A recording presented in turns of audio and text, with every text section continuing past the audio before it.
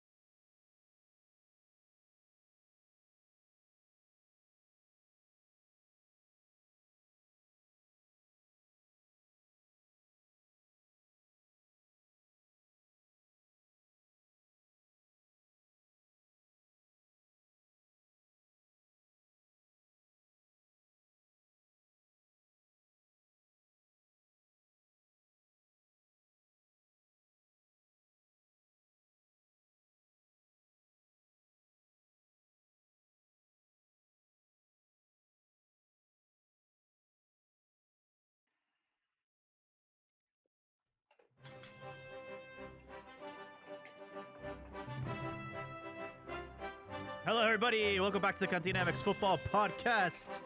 I'm your host, Jaime Landeros. Joining me tonight, well, we're going to get into it tonight. We have some restructuring happening after the failure we had in the World Cup. It seems like they're taking it serious.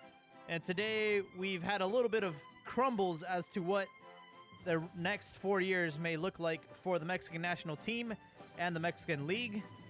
But before we go into that, we do have to address some last-minute transfers.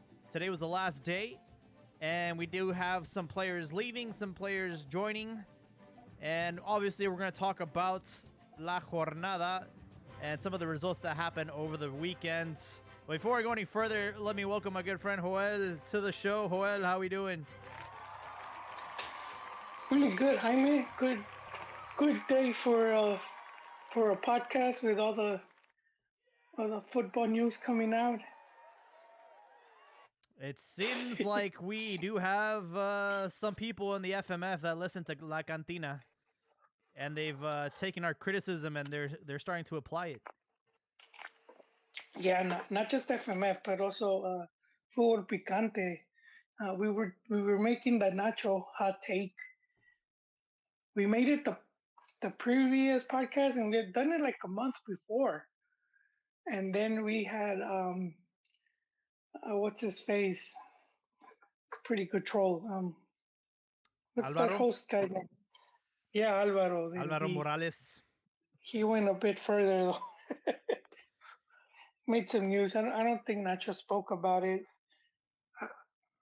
I mean, can you speak about that? He basically said that they're, what's the word? Kind of like discriminating him. Discriminating him because he's yeah, so his looks, yeah. It doesn't fall in line with all the promotions and advertisement and marketing that the Mexican national team requires. Yeah, I mean, yeah, it's kind of, I think especially for like in a show like that, he would have talked to him first and kind of seen what his experience was before then just making those claims. But I don't. Hey, I thought for a while. It makes me wonder. Do you think that the FMF paid for Hector Herrera's plastic surgery? Damn. No, but I do think maybe his like promoter or whatever said Pressured him. you could get more deals, but that's just because ugly duckling type. He's because he did his surgery and like what was it, a month later he was in the cover of GQ. GQ Mexico. Yeah, but I do think because and this happens like mostly like with the entertainment like movie TV industry where a lot of the actors will get some type of surgery. So, but I think that's a bit different than with Nacho. 'Cause Nacho's more like, his phenotype, like he just looks straight indigenous. And so that was kind of like where he was going. He looks like he fell off the set of Apocalypto, is what you're telling me. He's running alongside Jaguar Paw. That's my favorite scene, dude, when he makes it back to, man, I shouldn't give spoilers, but that movie's really old. But he runs back to where he's from, and the other dudes are on top of by the waterfall, and he's yelling like, "You're in my hood now, come and get me," or he calls them out. That was, yeah, that was It's a great movie.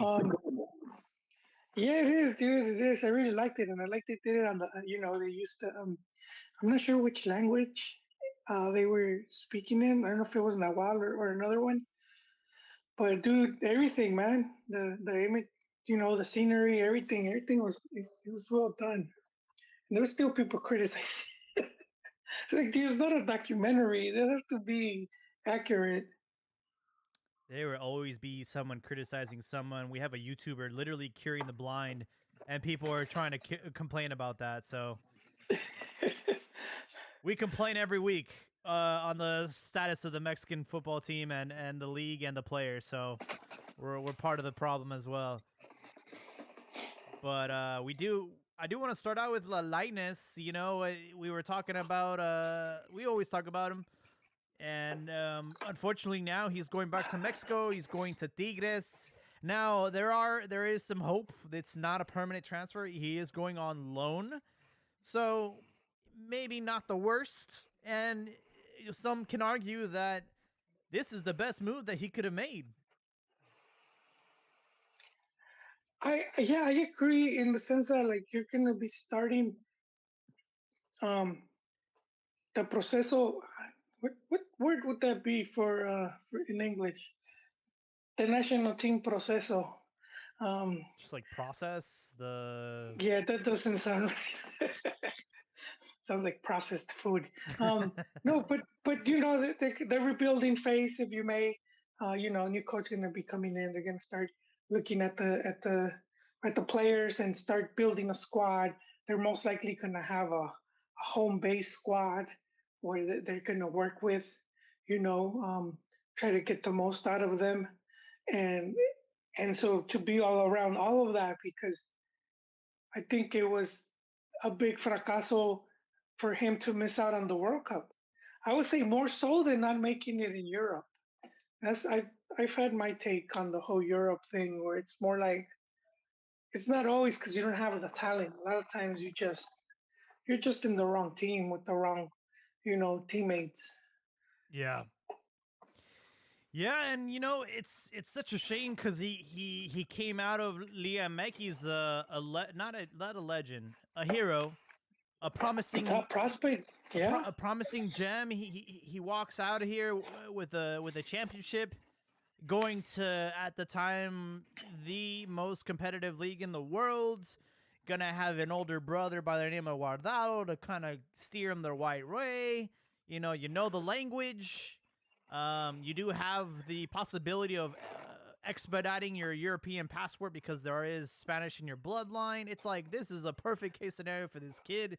He's 19. He's going to Europe. He actually starts like immediately. He goes to like a Copa del Rey match and he starts dribbling around defenders and Speedy Gonzalez.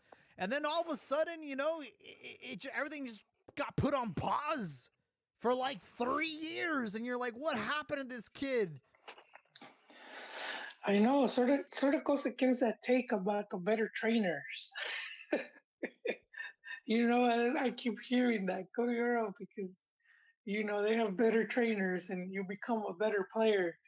And he didn't become a better player in those 3 years because he goes to Portugal, you know, a lesser league, and in a team where he should have been able to be one of the key players, and they sent him back. And he still couldn't What get was playing it? time. He couldn't even show up on the bench. that that whole narrative starts falling apart. That's why I never agreed with that take. The oh, send them because they'll get. Not really. Not you know, it's not a given. I, and I think, and I'm Hey, not saying you don't you go. can I'm not lead a saying don't you go, can but lead a horse to water, pero lo pendejo no se le quita, okay? and I'm not saying don't go abroad. But like I'm saying for fans, don't think that just because he went, he's better off, and that player is gonna end up, and he has like a, you know, he's gonna have better training and his power level is just gonna increase. And it's like no, I've seen too many players that went, came back, and then couldn't even hack it in Liga MX. So it's like, no, not really. I mean, you know, uh, So, I mean, all that out of the way, the times that he did get called up for the national team, he showed up. He showed up, and he did well for the lack of playing time that he was getting at his club. It really did feel like he would come home and they would give him the opportunity, and it really did feel like he could have made it to the World Cup. In the end, he gets cut out, and so does Sante Jimenez. But I guess I'm trying to find like the positive in this, and you know he is going to get criticized because there were some rumors about him demanding millions of dollars if he was going to go back to Liga MX, oh, there and was two. That's you know, I think a player of his caliber, I think that's pretty fair. The 2 million wages. is it the European tax? It's like I went to Europe, I was a nobody, but I come back here and No, I'm a somebody. no. Well, he can't. I think had he done well, he could have gotten double of that. And I That would want have some been the extra European tax. guacamole. This is this is like there's not that many Mexican players of Linus, like that kind of like that does what he does, like the Linus type, the trophies type, those type of players that you know Dynamic, creative. yes, and so that's why they're in high demand. And so yeah, I could see why he would ask for that type of money. And There's people, another thing is the marketing side of it too, right? yeah, and I mean, and he's already shown he could do well in the league, uh, you know. So I don't. I mean, of course, there's that risk that he's already damaged. Sometimes because players that things that happen in their life, and then they just can't get their head back in the game. We saw it with Neri Castillo. We saw it with Gio not too recently. So you see it what happens with players that are talented, but there's things happening in their personal life, and that's it. Who's that player with Tigres? He was like really good, but then he got really fat, like in the El 90s. Pastor Lozano. Yeah. Oh, but he was still good. he was just. He was still good. Yeah, he was. He even went to the selección overweight. Didn't get go to the tournament, but he was a good player. He just ate too much gancitos, or I don't know what he was eating. They call him tortas al pastor, I think. I forgot. They had nicknames for that guy, but yeah. That's kind of how Trophies was if he would have stayed at Chivas. He would have been overweight, and then every other game he would have like just done like pulled off some pretty amazing goal. Damn, boy. Damn, boy, he's thick. Boy, that's a thick ass boy.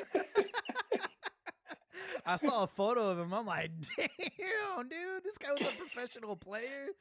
He's like Cabañas, bro. He could have had what Ronaldo had. I forgot what it's called. Something with the glands, because Ronaldo ended up getting fat too. The Brazilian Ronaldo. There's a meme that was going around on Twitter about like, what was it? She said she wanted me to have Ronaldo's body. Little did she know, I believe there's only one Ronaldo, and they show the photo of the Brazilian. and he don't look that bad there because he was bigger. He was actually bigger than that. Yeah. Yeah, no, man. It's that whole thing, man. With the who was saying it? It was Aguirre. I don't know if you heard the press conference, and he's talking about how he's always telling players to save money, and he says that he sees it too often now with players that it becomes easy for them to spend like thousands of dollars on a watch, or Mhm. on fancy clothes or cars. And he says this money you're getting once you retire, it can dry up within 2 and 3 years. 2 or 3 years, it will dry up, Absolutely. and and then you don't have that quality of life, or you start struggling to have a living, a livelihood. How are you gonna pay rent or support your family? And that's why I've always been not oh I haven't been like critical about like some of these guys when they come back or they cash in, as we say. They'll cash in and they'll take a big contract somewhere like MLS, because it's that thing where their career can end, or their career's gonna end, and then it's like, okay, well, what am I gonna do next? A lot of these guys, all they done is football. And even a lot of them, even though it doesn't seem like they've been around that long, we have to keep in mind they've been playing at like a professional level Mhm. since they were like 12, where it's like a everyday thing where they have to go to practice and go to tournaments and traveling and doing all those things. So yeah, a lot of them will end up just fed up with that lifestyle. But the whole ending up poor thing, yeah, we see it a lot. And I kind of saw it, Jaime, at the you know, when there's Mexico games, they do a fan fest outside of the stadium. Yeah, and they bring up those washed up players from yesteryear. Yes, dude, and it's kind of sad to see them sometimes. I was looking at one from far, you know, it's just like, what is this guy Ramon doing? Morales, you got your Ramon Ramirez, I don't think one is washed up, but you got who I've seen Claudio Suarez, I've seen a lot of players, man. I forgot who I saw, but this dude looked hella sad, and it's like the excitement is because the game's gonna start in the stadium, and you're out here trying to sell car insurance, and it must fucking sting that at one point you were the dude they were idolizing in there, dude, and now you're out here standing outside, almost like a billboard, trying to bring in people, and it you know fucking sucks, and it must like to an extent like, and that happens to because you know there's only so many spaces for like TV, right? That people that are gonna make it and be on a TV show, or they're gonna end up being a directivo. It's very few if we think about it, because there's hundreds and hundreds of players. So it's a small, very small group that once their career ends, they're gonna end up still involved in football. Some of them that stay involved, but like in the much lower leagues, they're making peanuts compared to what they used to make. Like it might as well be a hobby for them. Yeah. Yeah. You got people now taking advantage of social media and the internet. You have everyone has a podcast now, so you know Yeah, Ramon Morales has Ramon one. Morales has a podcast now. It's like you know there are ways to get your revenue streams up. But we're talking about Linus here. He's going back to Mexico. He's going to Tigres. Tigres seems to be the Captain Save-A-Ho of They Liga have the money. MX. You They're had the- they're how the, many sugar how many daddy. careers have they? We talk about Salcedo. We talk about Salcido. We talk about Omar Bravo, Aquino, Diego Reyes. Who am I missing Damn. here? Who am I? Captain Save-A-Ho. Yeah, they're. But you know, like I know as Chivas, I would have liked to have some of those guys back, at least when they had just returned, instead of getting them when they're already like in their last leg. We eventually got them back. Yeah, no, they were for the. They were more apt to play in the under 40 team. we Sub- have we Sub have 40. we have Ricardo. He's here. He's been quietly. You weren't here yesterday, Ricardo. We missed not yesterday, last Podcast. podcast. Yeah, man. I want to thought know how he he must have feels been about Linus celebrating returning. that. But they still celebrating that big 0 win over mighty Mazatlan. Oh man, 6-0. Maybe that's why he's back on the podcast. He can finally have something to talk about. They got that slum buster. Got They that. hit the. They smashed that Gordi Buena at the party. Buenas noches, gentlemen. I guess you guys got a little bit of an early jump, huh? Well, also we announced it. Yeah, We you were must have too been busy like- uploading photos. You didn't. You No. missed. I was just kind of giving you photos? I was giving you a thumbs up, man. No, I was eating dinner. I didn't even look, man, and I see and you guys are on. What did I miss, man? Nothing, dude, because we're wa- saving the juicy stuff Yeah. for later. We're Oh, saving okay. the big discussion for everybody to join in, but right now we're talking about Linus returning to Tigres or Liga MX rather, and how he has a second life here. He has another opportunity to just get playing time and get his career back on track. Maybe get back on the national team. Yeah, And I think based on his demeanor, just coming back, I do have a little bit of concern that he's just at a point that he's going to be, I guess, se va a conformar, right, with what's going on. Because at first I'm kind of of the mindset of, you know what, these guys have a specific lifespan, make your money, you know, get your playing Yeah. time, and enjoy yourself. But there And I is was this gonna ask you, did you see the Javier Aguirre in like he was doing like a press conference?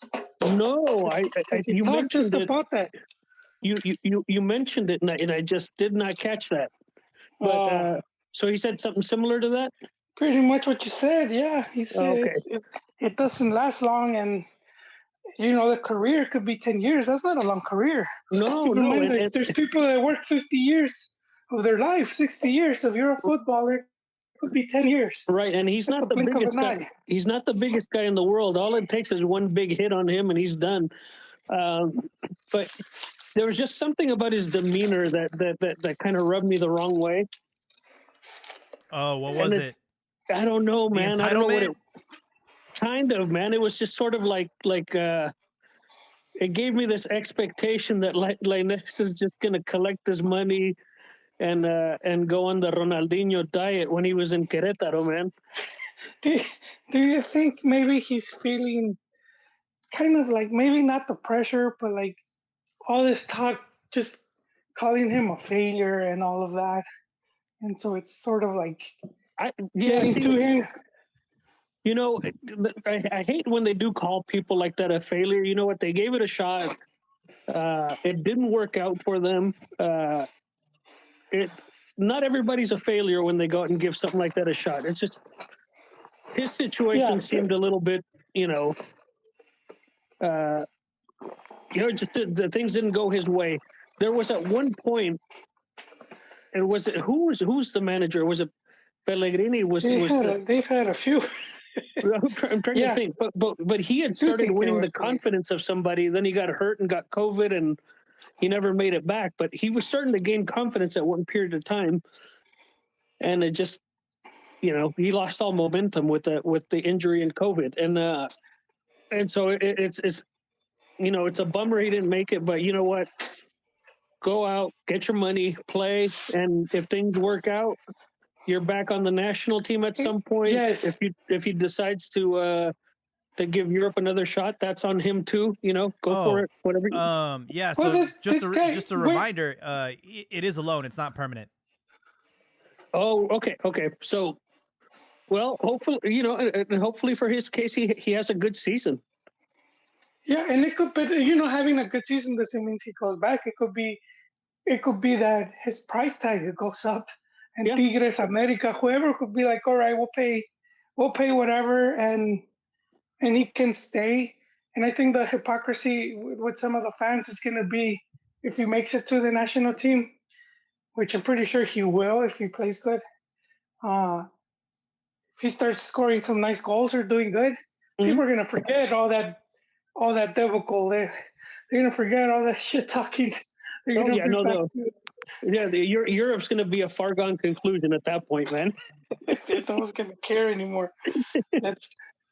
That's the whole thing, man. It's Ricardo, you unmuted, man? He muted himself. Buenas noches. How's it going? Buenas noches, Ricardo. Good, man. It's good. Our number one fans in the building. Let's go. Number one fan. I missed the last show. Unfortunately, I got hit by a drunk driver. Nah, you're lying. I think it must have been Alexis Vega, but I really hurt my elbow, but all is good. But like you said, Jaime, I tuned in. I'm the number one fan, and I really enjoyed the show. The last week's show, you guys had some pretty good points and some pretty bad points, but I'll let that slide. But you guys are giving this medio metro midget too much time. He is a failure. He failed in Europe. His daddy was meddling with the coaches at Betis, but I don't know how he meddles with someone in Portugal. The guy can't speak Portuguese, I bet, but he found a way to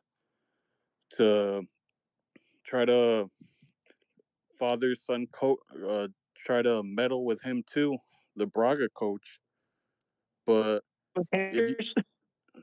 for sure. But you guys see these numbers being thrown out there. I don't really know.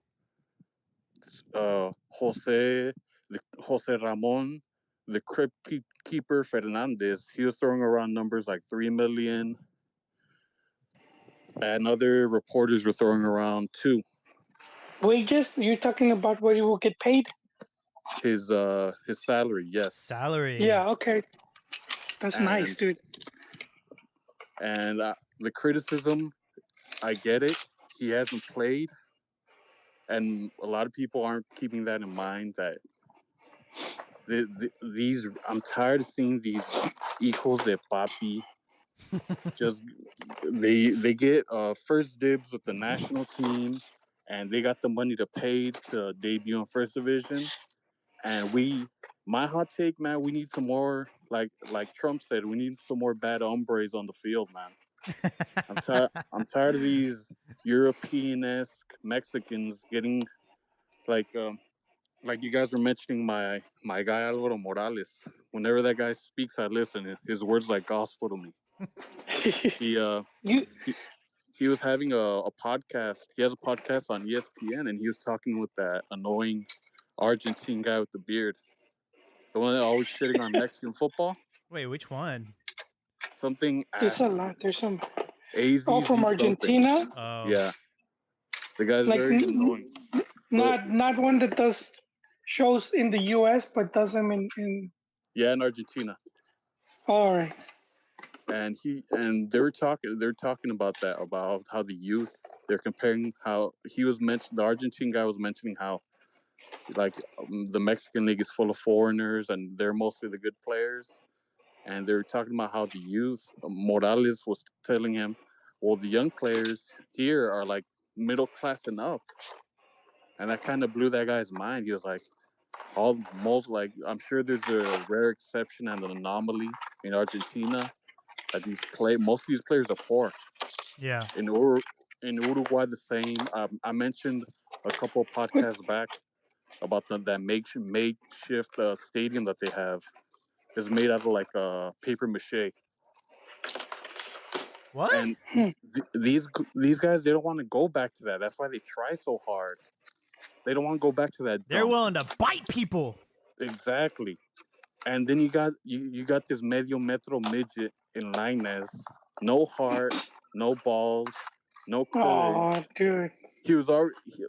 I really like the point you guys were talking about him in the last podcast. You guys were saying that if you already got your fancy European passport, you did all the work to just go over there, because they were saying also that his dad, he bypassed Baños and went straight to Azcárraga to get the transfer done.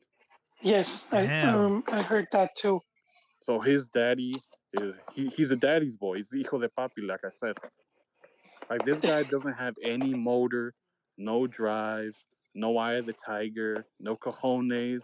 He's the opposite of the bad hombre that Mexico needs. Damn, dude.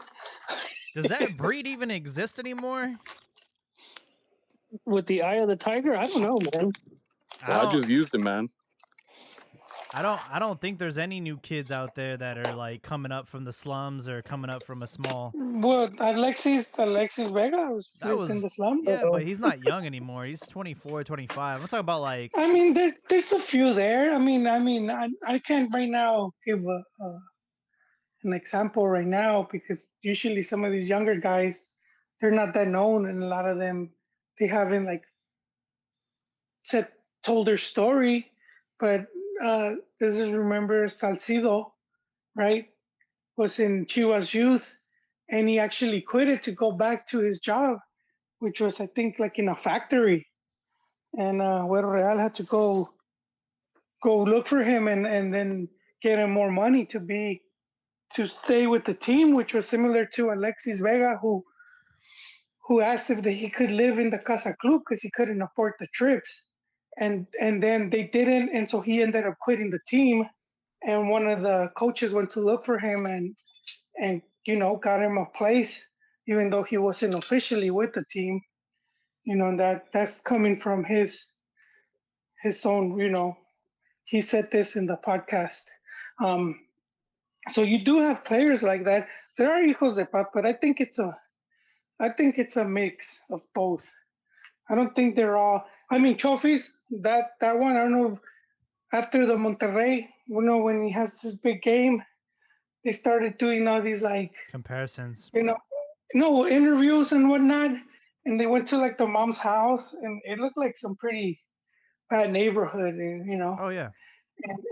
so we do have players that do come from a lot of that poverty.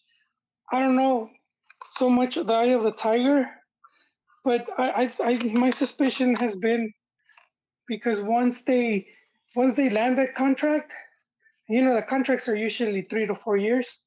They get good money, and at that point you already made it. So I do feel that you kind of lose that. Look at Guli Like, Peña, it's man. easy- This guy's making a it's career easy still. No, but I'm saying like that. It's easy to lose that because you buy a house, you maybe open an OXXO, you have your car, you got women, then you just kind of feel like, well, I already got everything. What do I want to keep? I'm saying the average person, not everyone. It takes a lot of because we compare these dudes to like the Ronaldos and the bigger names, but that's like that's a you know It's a different breed. that's a very yeah, it's a whole different breed. And I think I don't know if you guys ever seen like documentaries on Jordan, Michael Jordan, and even like on Kobe Bryant. And one thing they had in common: first in training and last to leave. And these guys were already gold, and they're already working still. harder than their own teammates. Yep. And so very few have that. And of course, we would, as fans, we would love it if trophies had that. For first, he's last to come and first to leave. He's Well, he's that was already on Chivas. It sounds like he's doing okay over Pachuca. yeah. And I think what I think happened, Kodo. I think this guy saw the Grim Reaper looming behind him because no one wanted him in MLS, and I thought he had done well enough, but I guess his exploits must have gotten around. So they send him back. Nobody wants him in Liga MX. No one tried to get him. He's pretty much put on the manager special bin, and nobody's He's put on taking clearance. it. Like the third clearance. I don't know if you've seen like when they have products that have been reduced. Everything like 3 must times. go. Yeah, no one was taking him. This guy was about to end his career in Liga de Ascenso and one of those, Costa Rica, you know, Honduras. yeah, and then go over there and I think was it Guzman that hooked him up, Victor Guzman that you know put in a good word for him, and then Pachuca kind of took him on loan, and they must have put all these clauses of like if you don't show up or you didn't do this, you ain't getting shit, and se puso las pilas. So I'm glad he's doing good. That dude's one cheeseburger away from going back to nothing. No, You I know, think he was. I think Ricardo brought up a good point, man, and I don't know if it's just soccer or football or what, but there is a lot of fathers that are sitting there meddling, man. You do hear about it quite a bit. Like for example, Gio's dad. Gio's dad, yeah. Well, you can go into some of the South American players as well, right? What You hear about Leaño? No, I'm not talking about. I'm talking about the player from Tecos. He was the.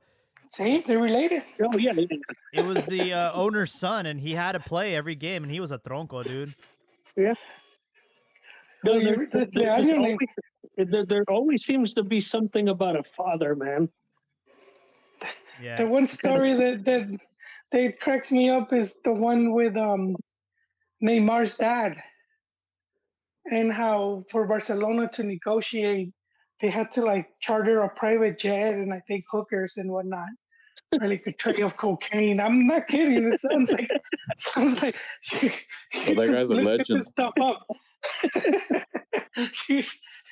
And he's like, and you need to provide this for my representative, and then we'll negotiate. Damn. They were saying about that at one time, Neymar's dad was getting paid more than Neymar at Barcelona. I believe it. Like he was Damn. getting like players' salary. And it all went to shit because he owed taxes, right? That was a big issue. Yeah. Shit. At that point, I mean, I'm breeding you like a bull, and hopefully you produce more offsprings, and I have rights to the firstborn if I'm giving you that type of money. Yes. Real quick, going to the YouTube chat, we have Ruben Cartier saying, "This is one of my favorite pods to listen to. Always an interesting, hilarious listen. Can't miss them. Keep it up, G." Thanks for that over Thank there you, on sir. YouTube. Well, we've made about 35 minutes without talking about the big topic. There's been some proposals, some restructuring going on in FMF. It looks like after us getting eliminated in the group stage in the World Cup, they're taking it serious. They're restructuring the league. There's a lot of things being thrown out there. We can't confirm everything is official yet, but some of the things they're throwing out there is they're going to be eliminating repechaje. So up until now, 12 teams were eligible to make it to the playoffs. Jaime. Yes. Sorry to interrupt. I didn't get my take in there. Oh, go ahead. Uh-oh. We were waiting for you, Ron. No, we're just starting on that part, Ron. I was just getting a late dinner. Take a deep breath Longhorns? right now, Ron. Longhorns? Buen provecho. Thank you. No. So here's the thing. Like, would you guys consider Riquelme, Martin Palermo, Andres de Alessandro? Would you guys consider them like bad players? No. No. Who was the third one? Palermo, Riquelme, and... De Alessandro. Oh, no, not at all, man. Oh, they were all Those good guys players, man. Yes, and that they really, you could say that they didn't do well in Europe for any number of reasons. Problems with the coach, going to shit. Like, for example, Andres Alessandro, I really thought that guy, that kid was going to be fucking something special. In River and stuff like that. And then he goes off to Wolfsburg, if I'm not mistaken, some third-rate team in the Bundesliga. Was there for about 4 years. Then he got transferred to, I think, Zaragoza and stuff like that. And then next thing you know, he comes back to the Americas, and he goes off to Brazil. Yeah, Brazil and stuff like that. Yeah. So the thing is, I mean, honestly, I think it's too early to basically call Lainez a bust because, like I said, I mean, you think of all the talented players, that basically went off to Europe after being stars in their local leagues, and they just didn't do it for any number of reasons, and come back, but they're still really good players. Like, for example, Palermo. Palermo didn't really do anything, spectacular in Europe. He was average at best, and like, what's his name, El Saviola, didn't really do anything special in Europe as well. No, and he went straight to Barca. Yeah, I mean, and that's what I'm trying to, and that's the point that I'm trying to make is that I think it's too early to basically just call his career already a bust and stuff like that, because like I said, for any number of reasons, you may not do what you were doing in Europe, and like I said, I mean, if Lainez can still have a solid national team career, like for example, like Giovanni really at the club level sucked. But at the national team, he did pretty well he provided a lot of titles and and good moments for the national team.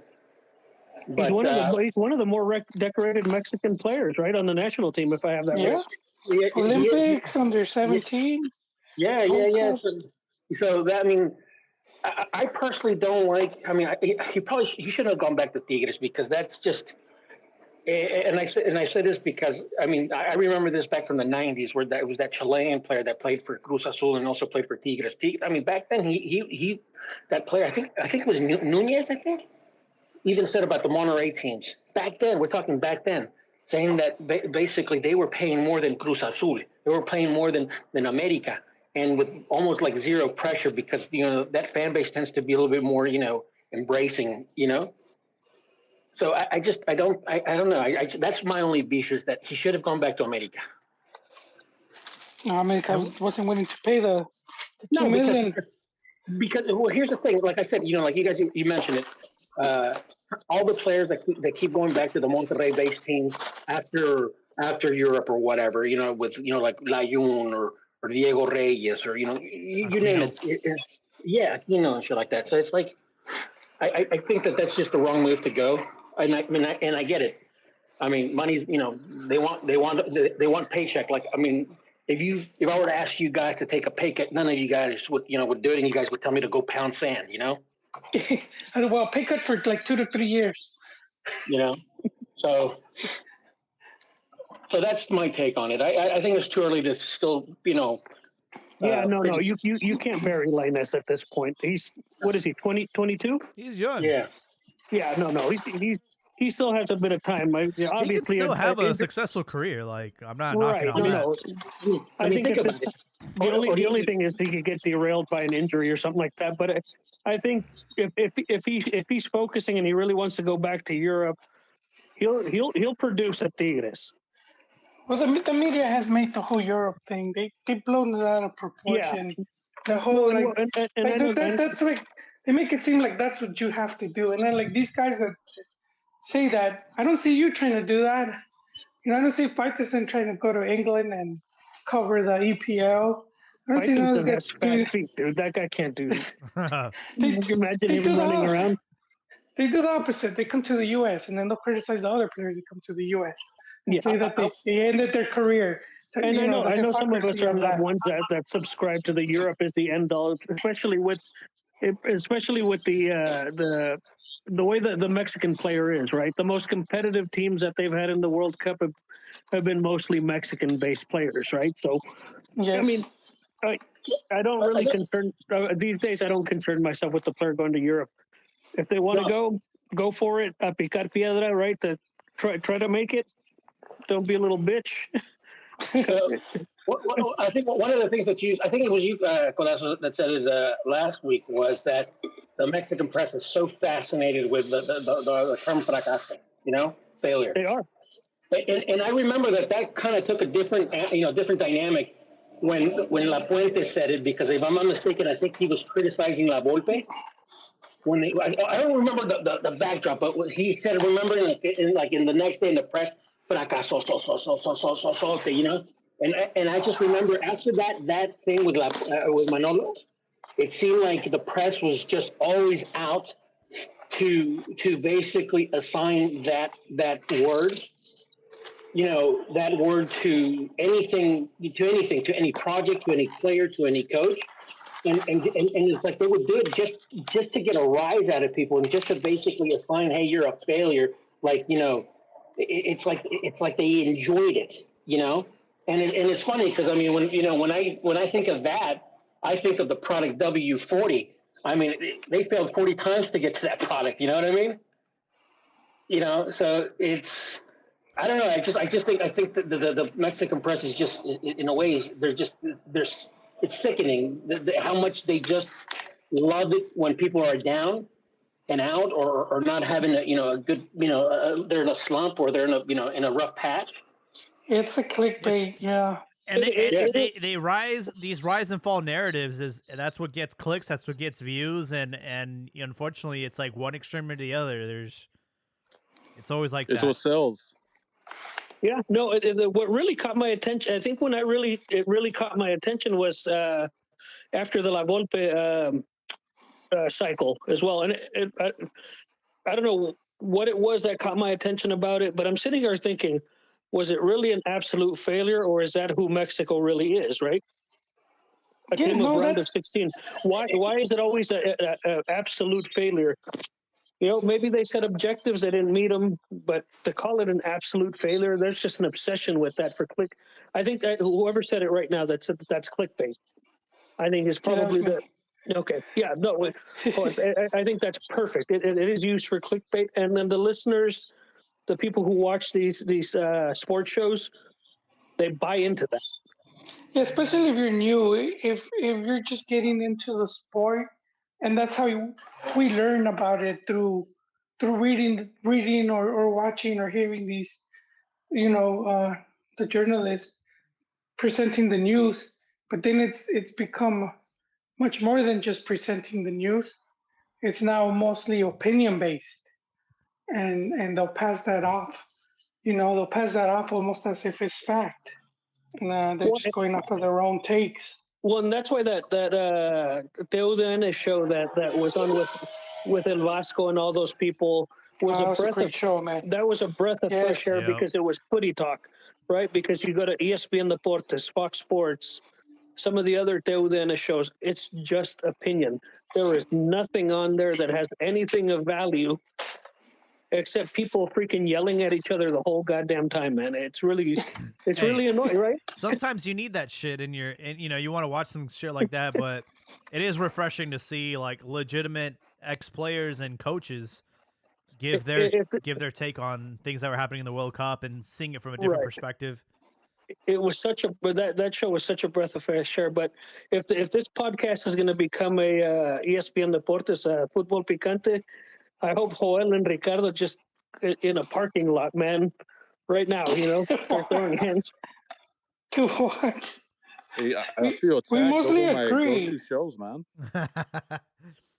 No, I enjoy them, but I'm just saying they shouldn't be a show for where, like, I'm saying if you're new to the sport, you're gonna get influenced in a bad way, and it affects the way you see. Because I remember this Fighter's on Hot Take very clearly.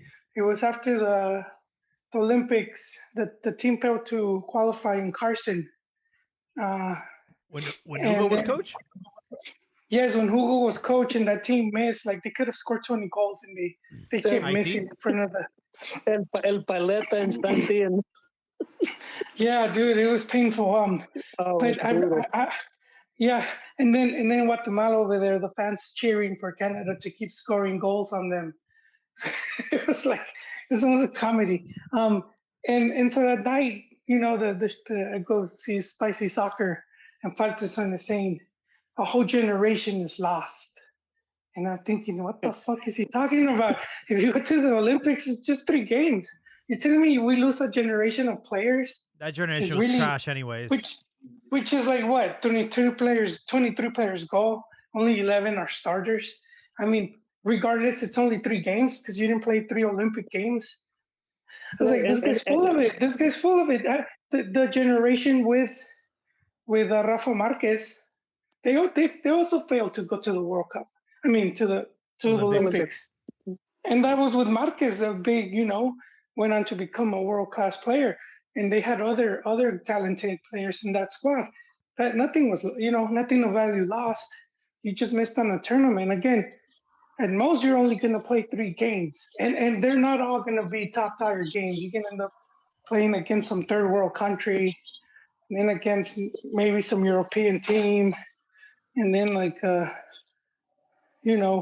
almost that was there the- South American.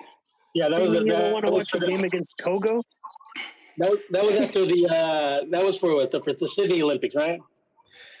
Yeah, but see, then you let's say you're new to the game, Yeah. and now you're like, oh shit, it now sounds really bad. That sounds just bad, and then you're just thinking that what's gonna happen, and this guy just sort of helped you form your opinion, even if you didn't realize it at that moment. I wish I had the clip, but Bielsa was talking about it, like the importance of like the media, because he says they're the ones that educate the fans more than anyone else. And he was saying how it's mostly trash, and why it's it's sometimes the fans who don't realize certain things. And it's because a lot of those things get ignored. For sure. Well, we have a lot to unpack, so you better buckle up. I think that's where the and I've always thought why they don't do this, but you can't control the league. The league cannot control what other people what other news organizations do or say. But that should be more incentive for them to have something similar, like NFL films, where Oh, dude. So I hear the like, guys that did the music, Ron. right, from Sam Spence and the classic battle, or the defense. Like if you look at if you go to like Spotify or something like that, and you can work after that shit, But what I'm saying is that aside from, I read this a couple years back, aside from World War II footage, NFL has more footage on a single topic other than the World War II of American football. And that to me, I think that's one of the things that and that goes back, and we'll talk about that, later in the show, when we start talking about the shit show that came out today from the Federation, but of them having, if they were to get together and actually have something like a Liga MX Films, where they're basically promoting their own sport, they have their own shows, they have their own camera crews, and they basically promote the game, and basically really go inside of the league and stuff like that, like NFL does. I mean, I know that we would have a much better product.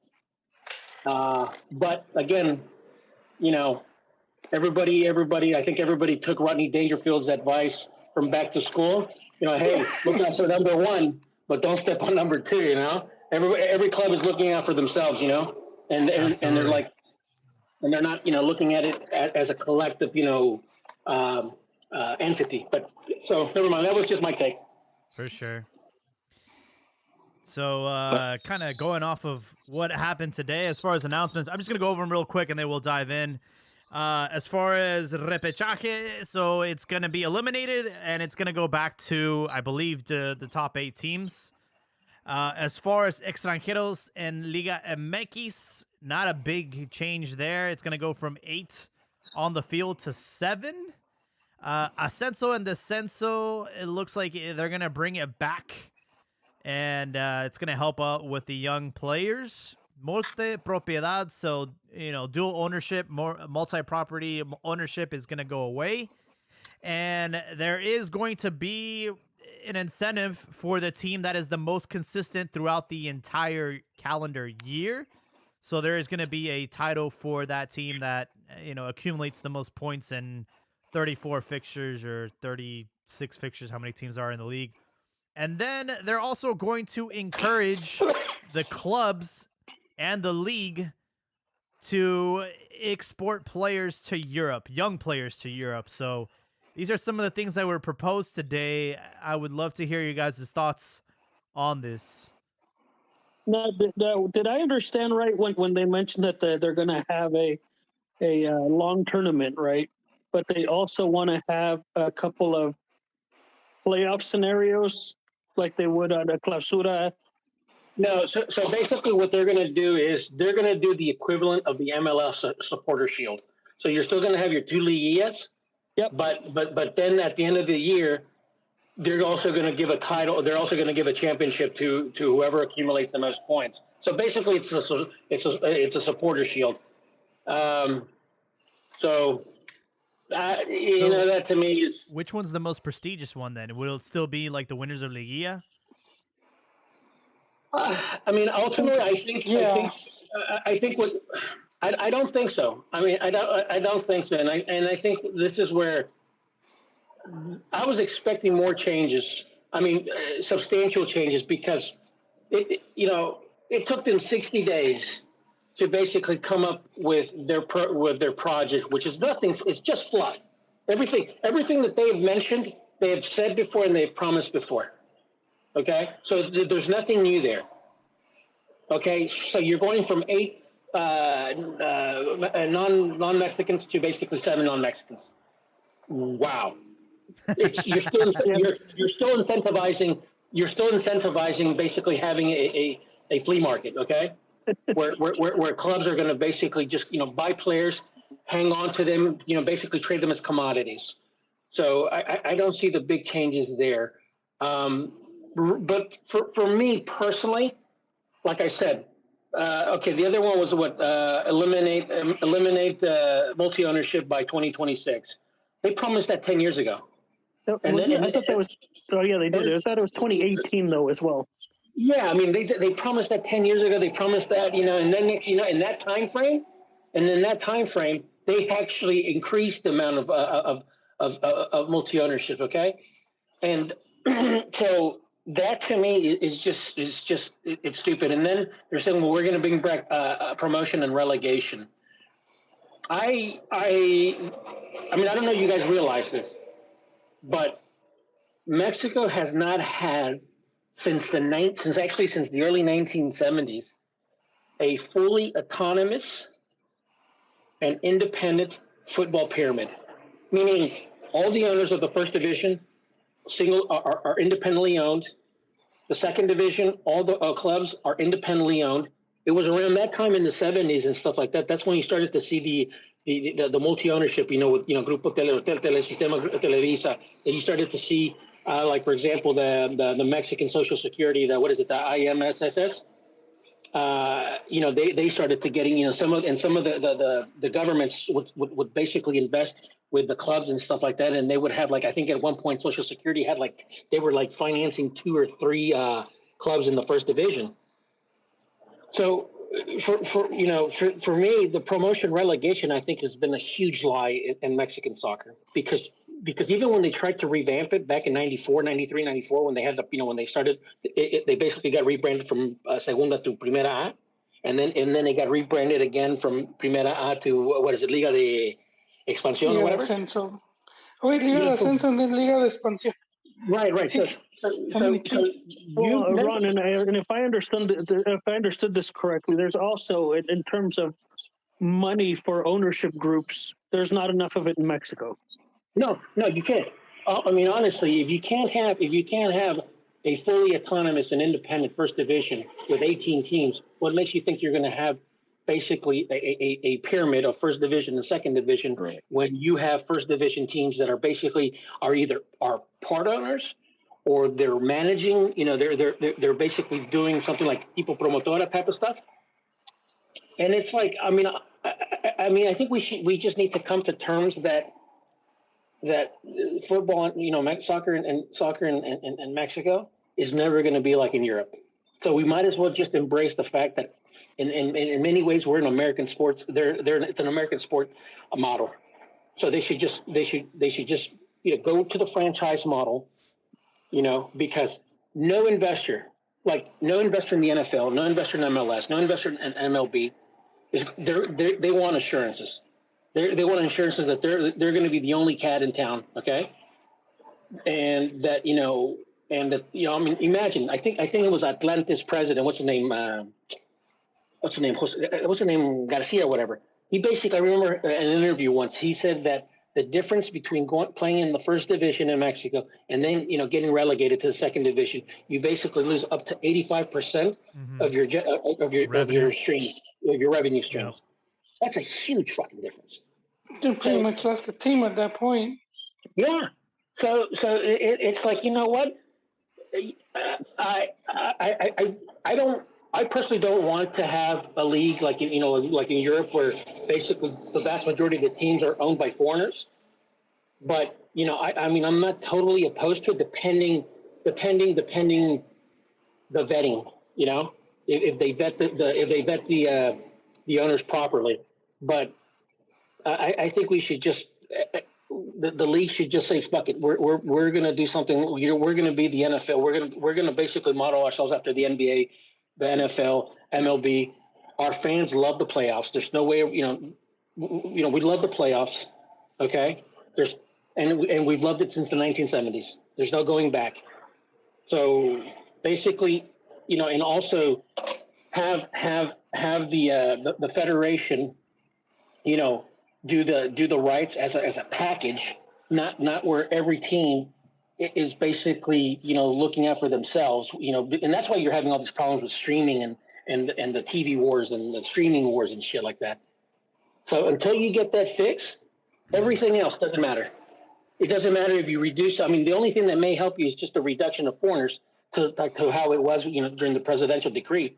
But it's not going to change the way the business is done in Mexico, because you can put some little minor fixes, like you make sure that you're giving players X amount of minutes. You can reduce it to 5 players, on the field in Mexico City, or I'm sorry, 4 in Mexico City and 5 around the other, the country. We know what that does. We've seen that for the last 30 years, But what we have not seen is an actual fundamental change to how the business model is the business model of Mexican soccer. And we need to do an independent league, an independent federation, or even if you don't do that, which I don't think that they're going to concede power. I think I think that you may have to have like government intervention in Mexico to do this, but at least if it's not going to be a separate independent federation and league, at least go back to the way it was before, where the amateur sector, the second division, the third division had equal voting power. Because if you think about it, you have 18 votes that control the fate of everything else. Yeah. Of everything else. The coach. So the coach, and that changed in the meeting back in the 70s in Querétaro, where at one point the amateur sector in Mexico was actually the most powerful vote in all Mexican soccer. And then and to a certain degree, I understand it and I agree with it to a certain point. Say, hey, we're the first division. We're the ones that are generating the money. We want more say in the game. So but if you think about it, those 18 votes. Those 18 votes, when they took those votes, a couple of years ago about, ending promotion and relegation, they screwed over every owner investor group in the second division and in the third division. So imagine you're in Codazo. What township are your folks from? I'm sorry, what was that? Well, like, for example, just some third division or some second division team, in the pyramid, that's hoping to basically make it to the first, from third division to the second division, and then next thing you know, 18 votes from the first division dictate how you're going to operate. Yeah. Yeah, it doesn't make any sense. It doesn't make any sense, No, the other thing, I'm not even all that excited about them if they bring back promotion and relegation. We've never had it. We haven't had that really since the 1970s. The other thing is this: the Mexican second division is saturated with foreign-based players as well, right? So yes and no. I know that in the basically from the 90s forward, I know that there were times where the leagues basically put a limit. So I'm not sure. I haven't, to be honest, I haven't really seen the lower divisions in the past. Other than when was it Tampico won it? A couple, was it with Orlegui? With Orlegui, yeah. Yeah, that's really the only final that I've seen in the past couple of years. Yeah, I'm trying to think back on when it was. I was looking back, and I'm trying to remember which club down in the second division it was, but I think there was 8 or 9 players. You see Uruguay, Argentina, Brazil. All these all these foreign-based players, and I'm sitting here going, that second division does nothing for development of Mexican players either. So, what am I excited about? Yeah, it's true, and it's funny. I was actually looking at this a while back. I mean, Tecos, who's no longer in the first division, they were the last team to actually go from basically third division to the first division, because other teams basically usually buy their way into the first division. I thought San Luis did that too. No. No, they bought franchises. All these guys, even Santos basically bought over a franchise like in 1988, 87 or whatever, and then they became Santos Laguna. But they didn't. I mean, it's not like there was a third division Santos or a fourth division Santos, and they gradually went up the pyramid. Tecos, if memory serves me, is the last team that was able to do that. Every other team somehow, whether it's Jaguares, whether it's Mazatlan or whatever. What about León? León, they've gone through different ownership groups, but I mean, they were one of the I mean their history. I mean they've, if I'm not mistaken, I think they were part of the original first division. I'd have to Yeah, check, but first Campeonísimo too. yeah, first Campeonísimo. I mean they were a powerhouse back in the day. With Dumbo Lopez, which I didn't realize. He after his playing career, I read somewhere that he basically went off to the U.S. and I think he actually passed away a couple years back, and I think he was living in L.A. Oh, Yeah, but yeah, I don't know. It's like I said, promotion relegation. I think we're we're just the average Mexican fan wishes to have something similar to like Spain or England, where you have a Copa del Rey or you have FA Cup or stuff like that. But for yeah. that, but but in reality, you need all independent teams in every pyramid. It's the romanticism, It is. and It is. and then again the media as well that will criticize it, but then not explain the other end, the business aspect and how it works. No, Um, and this is where they don't understand the finances or the business aspect of the sport, because you wouldn't sell a Chevy Nova in Latin America. You wouldn't sell, what is it, a Nissan Moco in Latin America. So, I mean, that may work in some. You may sell a Chevy Nova in the U.S. or in Australia or wherever. But no one wants to buy a car that says Nova. So that for me is where what the European model is great for the Europe for European for Europe, but it just doesn't work. It's not very. It doesn't really work here in North America. And I think the faster we embrace the fact that, hey, we're not gonna have a European model.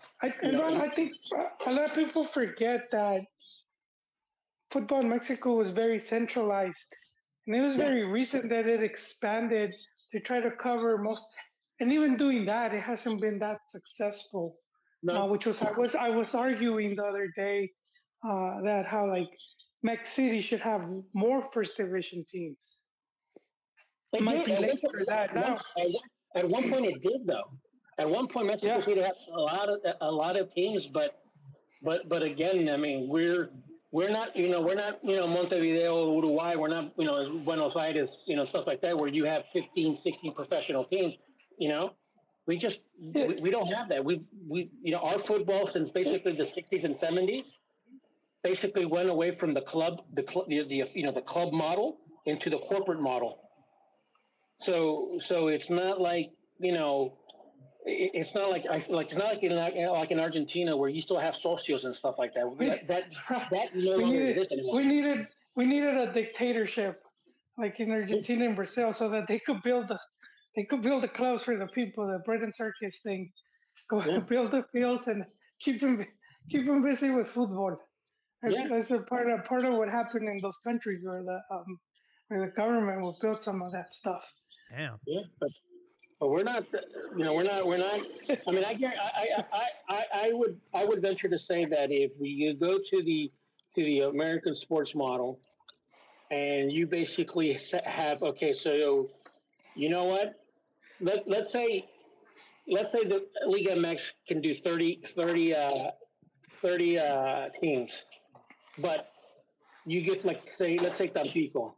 You have Saltillo, you have Mazatlan, you have every basically town. Think of like other places like Celaya, that have a lot of history in soccer.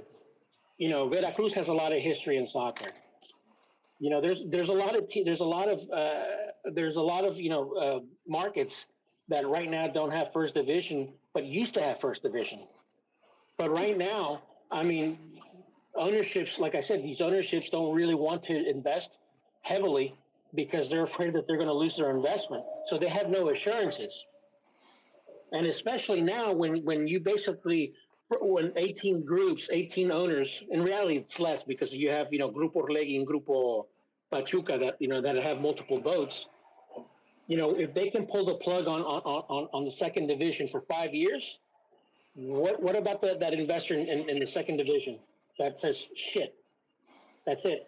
So why am I going to invest right now if my team can't move up? Yeah.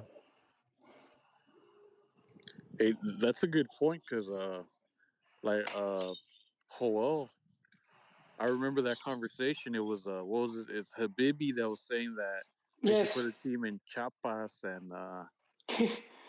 Yeah, and then on the Nogales. I don't remember what he said, he was. but Yeah, but go on.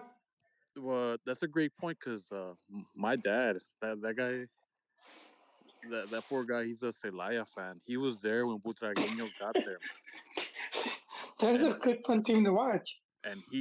he every other year, I come to my parents' house and he's like, hey Celaya, when is Celaya playing? I'm like, hey man, they haven't been in first division in like 20 years, and I have an uncle who's a Toros Nesa fan, and they don't even exist anymore. right, and that's why I personally uh, don't. I hate that the Liga MX history is just thrown to the side like that. Because like like Chronicle just said, there's certain areas in Mexico with a lot of history and untapped markets. I seen an ESPN guy. He retweeted an article about the TV ratings in Mexico, like the population areas where the most football is watched. And what a coincidence! It's Mexico City, Guadalajara, surprisingly Puebla, the GTO area, and Veracruz. And a bunch of those areas don't have a team, and that's untapped. That's they're just letting money go by just keeping bullshit teams like Querétaro and Mazatlan and Bravos. Bravos, I understand the ladies got money. It's a border town. I get why it's there, but I think certain cities need if they got their shit together, they can make some money and if they put a team some of these areas. If if they basically did something to what like NFL does or the MLS does, just forget about promotion relegation. It has not worked in 20 in 30 40 years. Just do the franchise model. I guarantee you would be able to put teams in Zacatecas, in Jalapa, in Costa Rica, or Tampico. For me, it's unforgivable that Morelia does not have a first division team. It's unforgivable.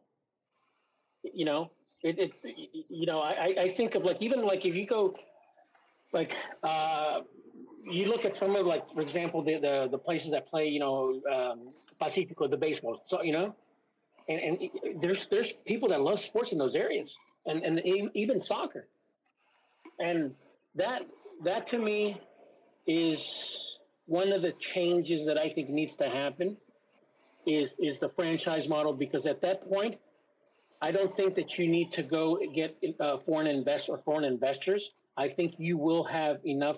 There's enough billionaires in Mexico there's enough billionaires and enough millionaires in Mexico to basically have 35 teams investment groups, right? What you just need is you basically need a model where basically like that saying the tide right what is it the tide the high tide rises raises all ships or whatever if they would work together as a group, a collective group with everything, with their merchandising, their the TV deals and all that stuff, you could have a very um, popular product, both in terms of or a very good product, both in terms of viewership and marketability. But that's assuming that the owners feel comfortable in investing into these markets Markets, because yeah. there used to be good markets there. I saw a couple of days ago on Twitter. I saw pictures of El Pirata Fuentes. And it looks just all beat up, run down, and stuff like that. I made a comment. I made a comment. I was like, I just hope that it's going to be in good, remodeled by the time March 8th comes around. Obviously March 8th is going to be the 20-year anniversary of like Putazo de Faitelson. Oh, good day. Really? Good day. Yeah, 20 years. Good Lord, Damn, man. 20 Wow, dude. years. Time 20. flies. We need the anniversary, putazo.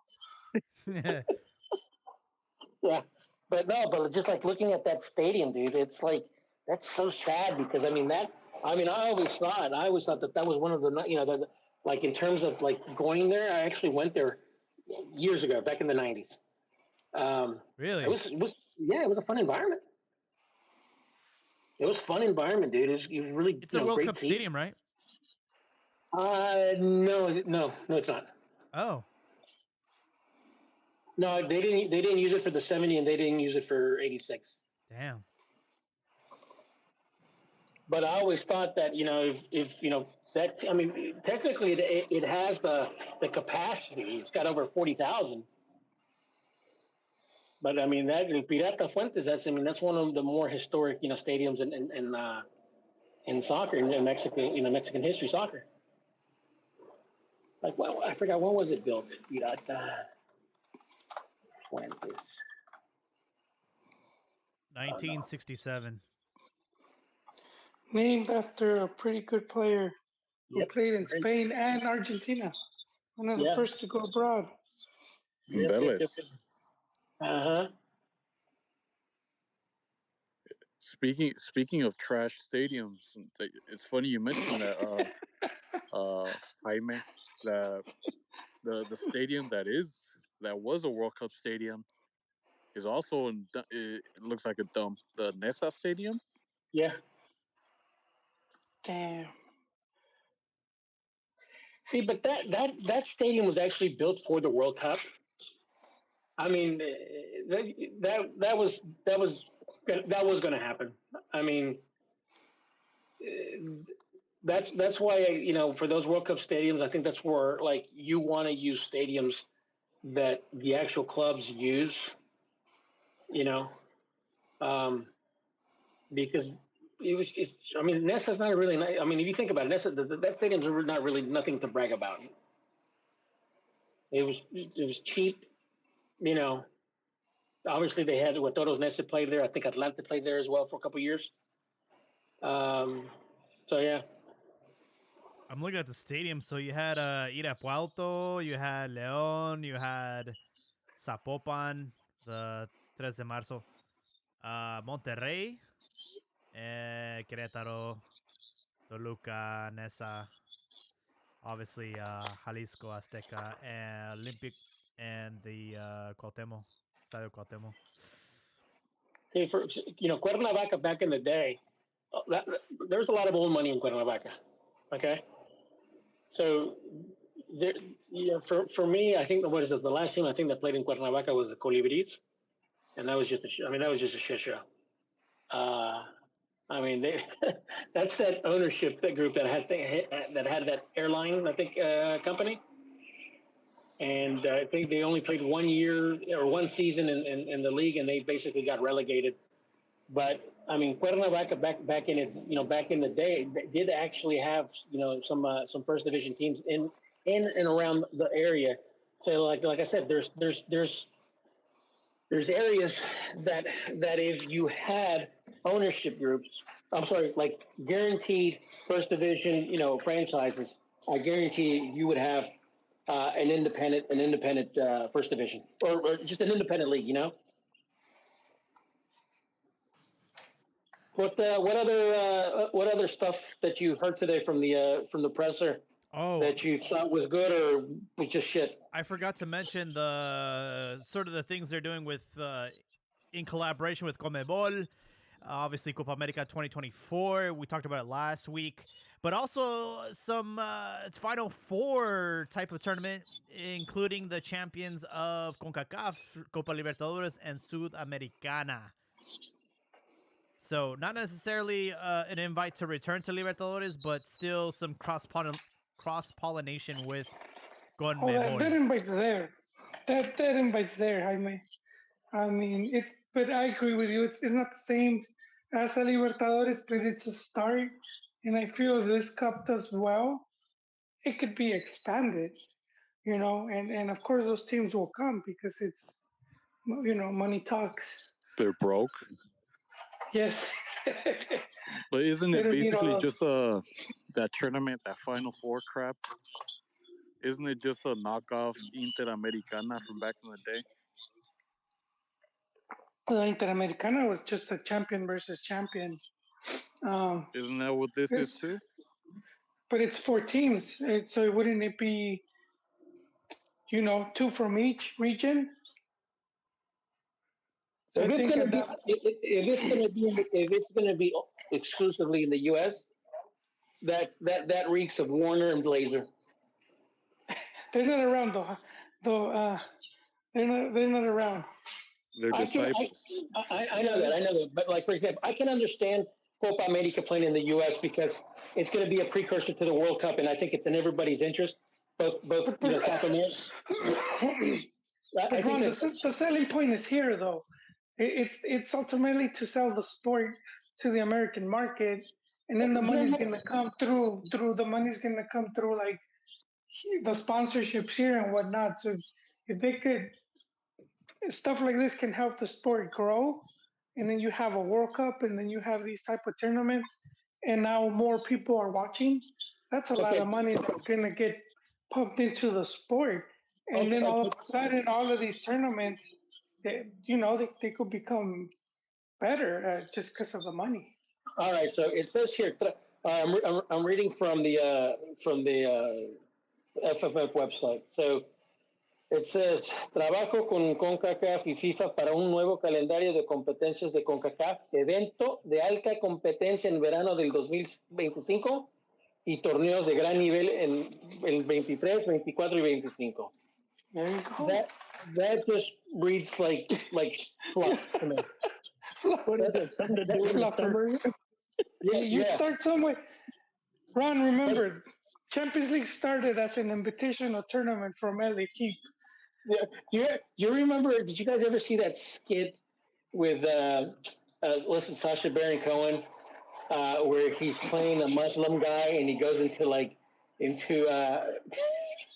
he's trying to sell the image of a mosque in this really like redneck area of the United Oh, States. it's in Arizona. It's in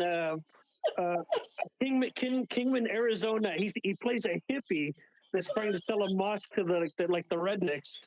Yeah. So basically, when you see that presentation that he's giving before and after, that to me, that's what I'm thinking. Okay, so what are you trying to sell me here? But, so you're going to sell. First of all, where are those tournaments going to be? Is it just going to be in the U.S.? You know, or is it going to I be in wouldn't care if Mexico? it is just US. No, I think eventually, if you're going to do it, okay. If you're going to do it, no, if you're going to do it, then use Mexico, use Canada, and the U.S. If you're only going to do it in the U.S., that's just Blazer Warner Part Two. That's a money grab. It's all. It is. but it's from everyone. It's from I all mean, those Yeah, but confederations too. it doesn't make sense if you're actually having a competition that needs to be played everywhere. No, but this is just starting. Again, it's just the starting point. Just Well, just to see and it started it's like in when you're 1990. it's like when you're handing out free samples at the store, and then you see if there's gonna be demand for it later. So, are you saying that the 2001 Copa de Gigantes, is legitimate now? No, but it was more of the same. But I think back then it was obvious that the Mexican teams wouldn't take it serious, and then they would just send reserves and youth, and that just killed it. Before it even got off. If they offered the right amount, and got the right commitment, and teams sent their best players, I do think it would generate good interest. I was saying before the pot started, I was talking with Jaime, and way before COVID, I don't know if you guys remember, they were having all these tournaments in the U.S. You would even have European teams come and do their whole preseason over here.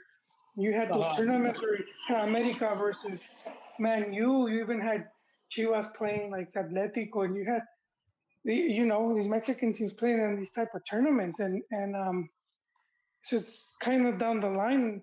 of that, where you could eventually even invite European teams. Yeah. You said all that just to excuse this money grab hole? Well, because it's a business first, so you need the Yeah. money. This costs money, even if and for the most part, you're losing money. For sure. That's one of the things. For the most part, they're gonna lose. That's the other thing we need to keep in mind. Trying to launch some of these things, it's not always free. It could be costly. It could end up costing money. But what I don't like about this is the Mexican media. They're selling, well, not the media, the conference was happening today. But the Yon de Luisa and that troll Mikel Arriola, that he looks like that guy from Lord of the Rings, that smirk. They call them, Yeah, that guy looks weird. Smeagol. Well, why is everyone giving these guys a pat in the back? Shouldn't this be like the normal for a functioning league? Like, and they're pretending like this fake Libertadores like it's a legit thing. They're like trying to appease the fans, but at the same time make money, thinking they're dumb enough to think it's a Libertadores. Well, it's controlled the media. So if the sponsors are in on it, like let's say ESPN is going to carry that tournament, then they're going to send a memo to their, to their shows and be like, hey, you need to promote this because this is what's helping pay you guys. I don't like it. What's up? So, and I don't know if you touched it. Wasn't there some improvement or some facilitation for Mexican players to be able to migrate over to play in Europe? Yeah, Some sort of nonsense thing on their plan. I'm not really sure what that looks like, but it was brought up that they are going to make an effort to encourage young players and make have less restrictions on them being exported to Europe for the greater good of the national team. And again, I don't know how you can do Vague that. words. It's vague words. It didn't go into any detail. Yeah. Again, a bunch of lip service then. So Yeah. Maybe what and that means is the Pacto de Caballeros and sort of eliminating that. I don't know. That the Pacto de Caballeros, believe it or not, is a necessary evil. Because if you really think about it, that's how the NFL operates. That's how the NBA operates. That's how MLB operates. You have Europe operated like that. So I mean, you're gonna have. So I mean, like I said, for example, what's his name? Godel. Godel serves at the pleasure of basically the owners. So in reality, that's what John de Luisa is. He basically serves at the pleasure of the owners, the ownership groups, because they're the ones that he holds his wife's hand. Yeah, I mean, I know that everybody wants to. I know that everybody wants to shit on John de Luisa, and don't get me wrong, I'm on there too, but I know that ultimately he is not the shot caller. He's not the one that's going to move mountains. At the end of the day, he's going to do what the owners. He can make. I mean, basically, he can make proposals and he can propose a project and stuff like that. But at the end of the day, he's not the one that makes the call. That's Grupo Orlegui, that's Grupo Pachuca, that's Grupo Televisa, that's all those guys. Good point. I honestly don't care about any sort of lip service or idea that they may have for exporting Mexican players, because the first thing they need to do is be able to develop Mexican players within their own league. So it's a moot point, man. But going back to what I was said last week, if I can't wrap my head around this. If the point is to have one of the best leagues in the world, why the hell are you so hell bent on sending players basically to other places? Because it's a pipe dream, man. It is. I think that's to appease the fans. That's just to appease the fans. For you know what? We need to forget about Europe. Forget Europe. That's if you're gonna he goes, we're in North America. Certain things work better here in North America than they do in Europe. we're never going to have an FA Cup. We're never going to have a Copa del Rey. We're never going to have a Champions League because as much as we want, our Liguilla is the best cup tournament in North America. It's better than the CONCACAF League. It's better than because really, our best 8 teams are better than everybody else. MLS included, Guatemala, El Salvador, and no knock on them, but our Liguilla is the best tournament in our hemisphere and in our region. It's better than some of the ones in South America too. I agree. I agree with that.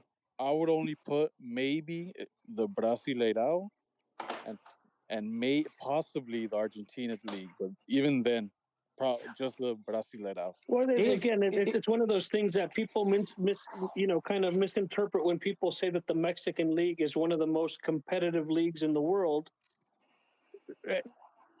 Use it with people think you're saying it's one of the best leagues in the world. It's not, but it's one of the most competitive because you get into the tournament, and who ends up winning it? I don't know. In terms of the leagues, it's the top 4. It's Brazil, Argentina, and then Mexico. Yeah. And once, and we were so close. We were right there, almost right there. Like for example, yes. The 3 years that Mexico participated in Copa Sudamericana, 3 finals and won 1 out of the 3. Okay, mm-hmm. and then obviously, Mexico's first participation in Libertadores was in '98. By 2000, they reached the semifinals. America against Boca in a hell of a game, and then 21, and then basically 3 years. The year later in 01, Cruz Azul reached the finals. So I guarantee you, if Mexico would have stuck in Sudamericana and stuck in Libertadores, I guarantee you the Mexican League would have had at least a couple, at least 2 Libertadores, and a couple more Sudamericanas. That's what these Sudacas don't get. They get it. The ones in South America get it. The ones here, they don't get it because obviously of the little tensions, amongst Latinos and shit like that. But the ones in South America, they know what they're up against when they face Mexican teams. It's a lot like the Chicanos don't understand a lot of the good that the Mexican League has, right? It's the same shit. Yeah. So they understand it. I've told you stories about like for example when I used to live in Houston, and before Fox Sports and shit like that, where you had to have basically a satellite, to get channels from the border, hold on, Ron. We need to explain this to the younger audience. Those were the giant satellites that you could talk to the astronauts in Are you talking about the International CCTV? Space Station. It's huge. Feels like what? Yeah, CCTV. So just so you know, the younger crowd is only Jaime and Ricardo, because my brother-in-law Ron Mexico is older than all of us, man. All right, but also listening, we do get some younger. What? That small dish? No, because the younger viewers, they're spoiled. They're able to watch everything whenever they want at the hour that they want. For us, back in at least in the 80s and 90s, it was tough watching. And the further you got away from the border, it was tougher to watch, because if you lived in the border, like in McAllen, Texas, or stuff like that, you were able to watch the channels from Mexico. The radio station for some of the pretty good radio shows. So for someone that wanted to watch Copa America, like in '97, or Libertadores in 2000 and 98 and stuff like that, you had to go to these, you had to go into like the Hispanic parts of town in these fucking shitty fucking bars. Yep. To watch it, and that's how I used to watch. It was closed circuit, not even pay-per-view. Yeah, closed circuit. It was what is it? PCN, I think that was the channel, and it's funny, and that's when you first realized, like shit, everybody's against the Mexicans. I used to go to this place over there on Houston off of Hillcroft called Rita's Billiards, right? Rita's Pool House, and good looking waitresses, by the way. And Ficheras. so Can you so and it's describe them? believe it or not, they had them dressed like Selena. Like it was pretty. You know, it's like I had actually taken a couple of my fraternity brothers. Little gringos in there. You know, they actually they thought it was a pretty cool environment. But I just remember. I mean, I used to watch just about all. I watched all the Libertadores games there. Like it was when America was playing them. And I mean, I just remember, dude, like when Mexico, because I think in 2000 they had played, what is it, Bolivar.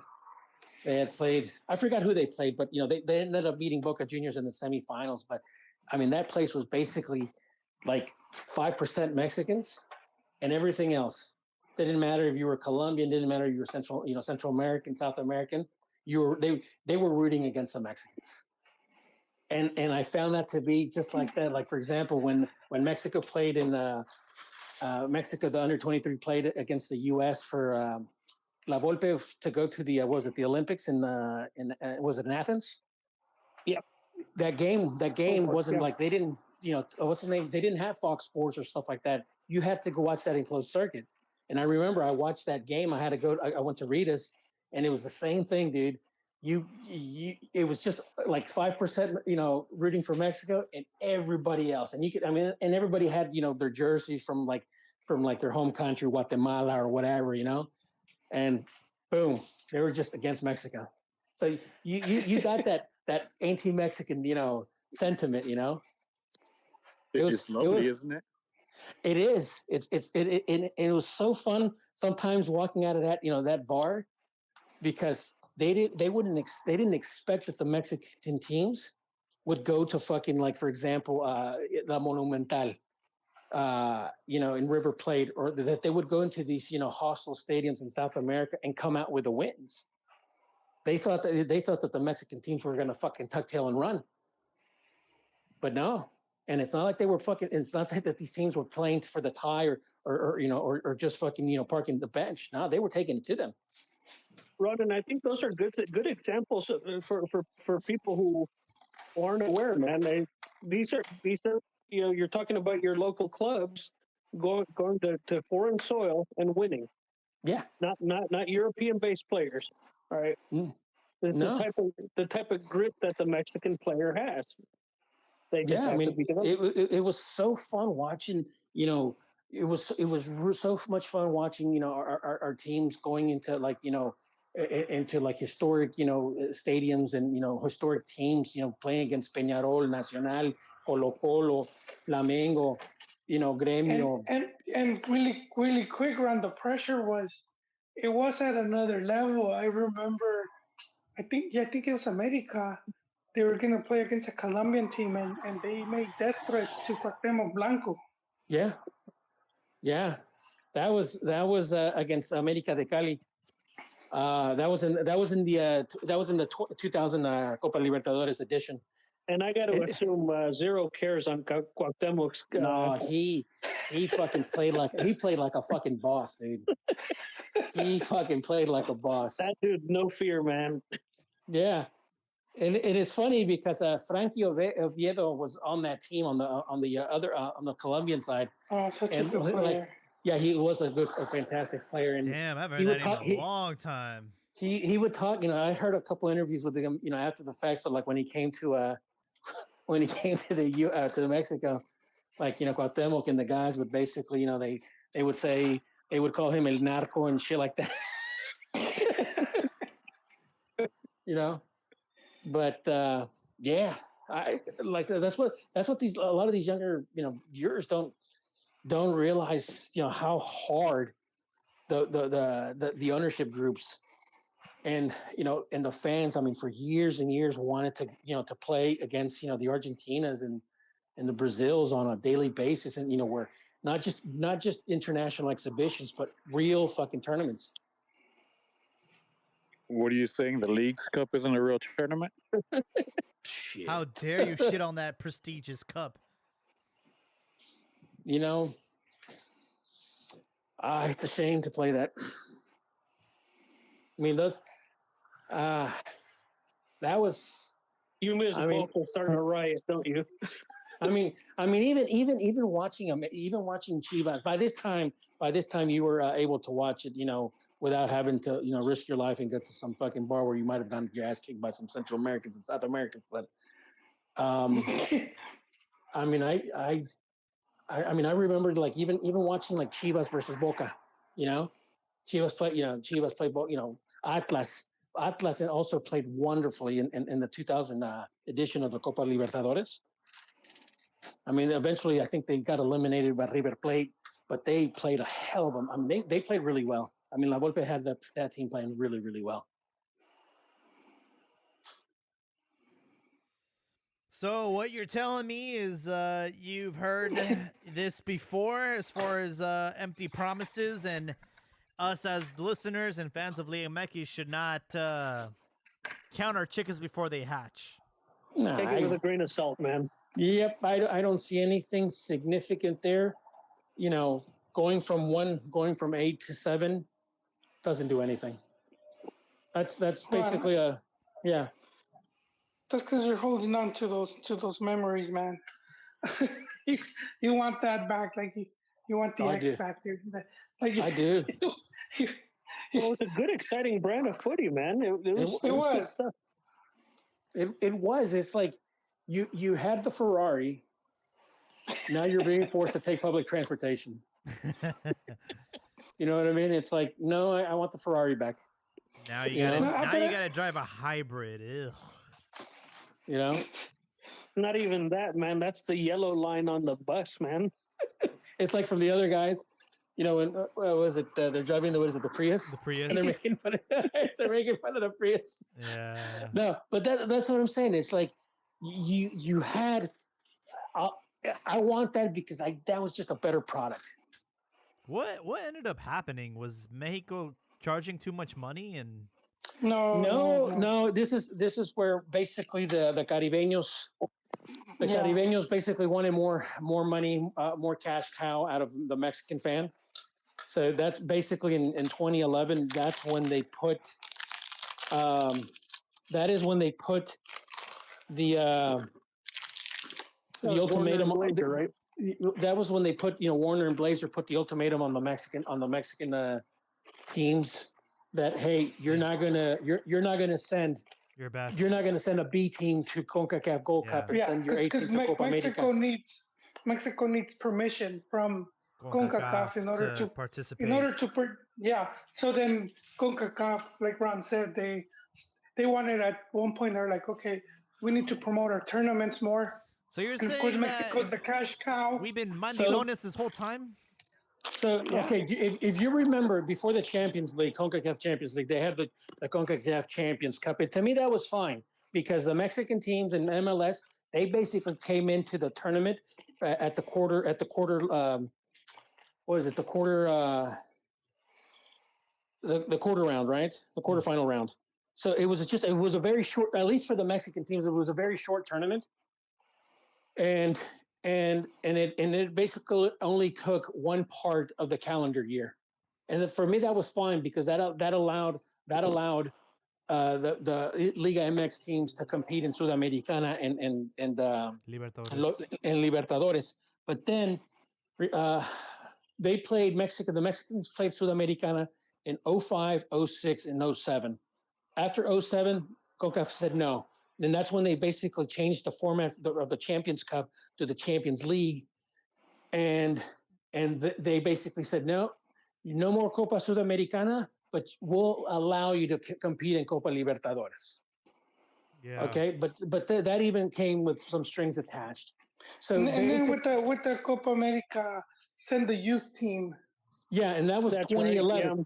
That was 2011. I was actually going to make plans to attend that as press, as a photographer, to Argentina because I had just come from the year before from South Africa. Yeah. So I was so looking forward to that, to cover that, Copa America. But then when they said, you know what, you're only going to, it's going to be the youth team, I said, fuck that. Is that when they sent Vuoso? Or was that?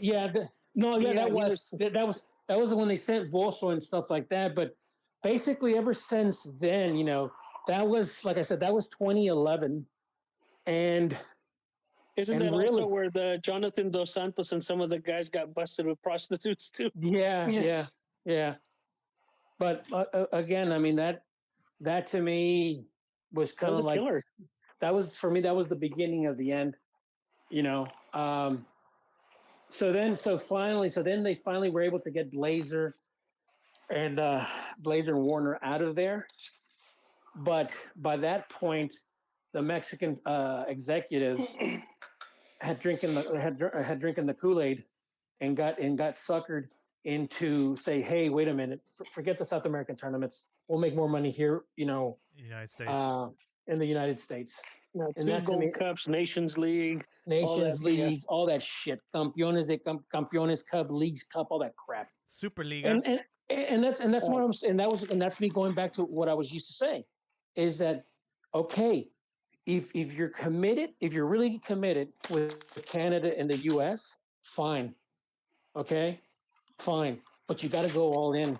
You can't have this shit, it's like, hey, we're gonna, hey, let's clap our hands, pat ourselves on the back because we're gonna send, some of our best players to third rate third rate and second rate teams in Europe. Hey, we were 20 seconds away from sending Araujo to Barcelona B, okay? 20 seconds away. So But you just practically described MLS. I That's what almost they popped do. a bottle because we were sending a Mexican to Barcelona. Barcelona B. Barcelona B. With Rafa Marquez, I think he's coach over there, right? And that kid, they got, it's a loan, right? That they're gonna get. They were gonna get him for $4 million. Yeah, and dude, America, Barcelona ain't got no money for that. they were charging America 10 for him. These wacky football economies. This bubble's gonna burst any minute, man. With Liga MX. I doubt Well, it, man. I think sometimes what they do is like if they sell them to a Euro team, they could say we want a percentage of the next transfer, and then that's how they make the rest of the money. And so with MX, they're kind of like I think Liga MX teams are least likely to do those type of deals. It's just crazy though because you're basically gambling on a future price when somebody within the league can offer that money, if not more now. So, yeah. With Mexican football, it's always short-term thinking, and I don't think they're going to be able to convince clubs to be like, hey, man, don't sell within the league. Let's send these kids to Europe for the greater good of the national team. I don't see that happening.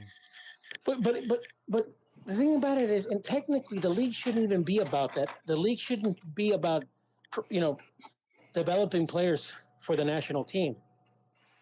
In an ideal world, that shouldn't be the case because the idea of the league should be to provide the best amount, the best product quality that it can. Yeah. It should be the federations. I mean, like the federation should have something kind of like what was it like the French have that famous school. Fontaine what is it called? Academy? Yeah, something like that. Fontaine, yeah. I mean, like if you're basically just about all their World Cup players, or at least a good chunk of them, winners have come through that academy. I think the idea behind Liga MX, like why they want to do this, is because it'll bring more attention to the league, right?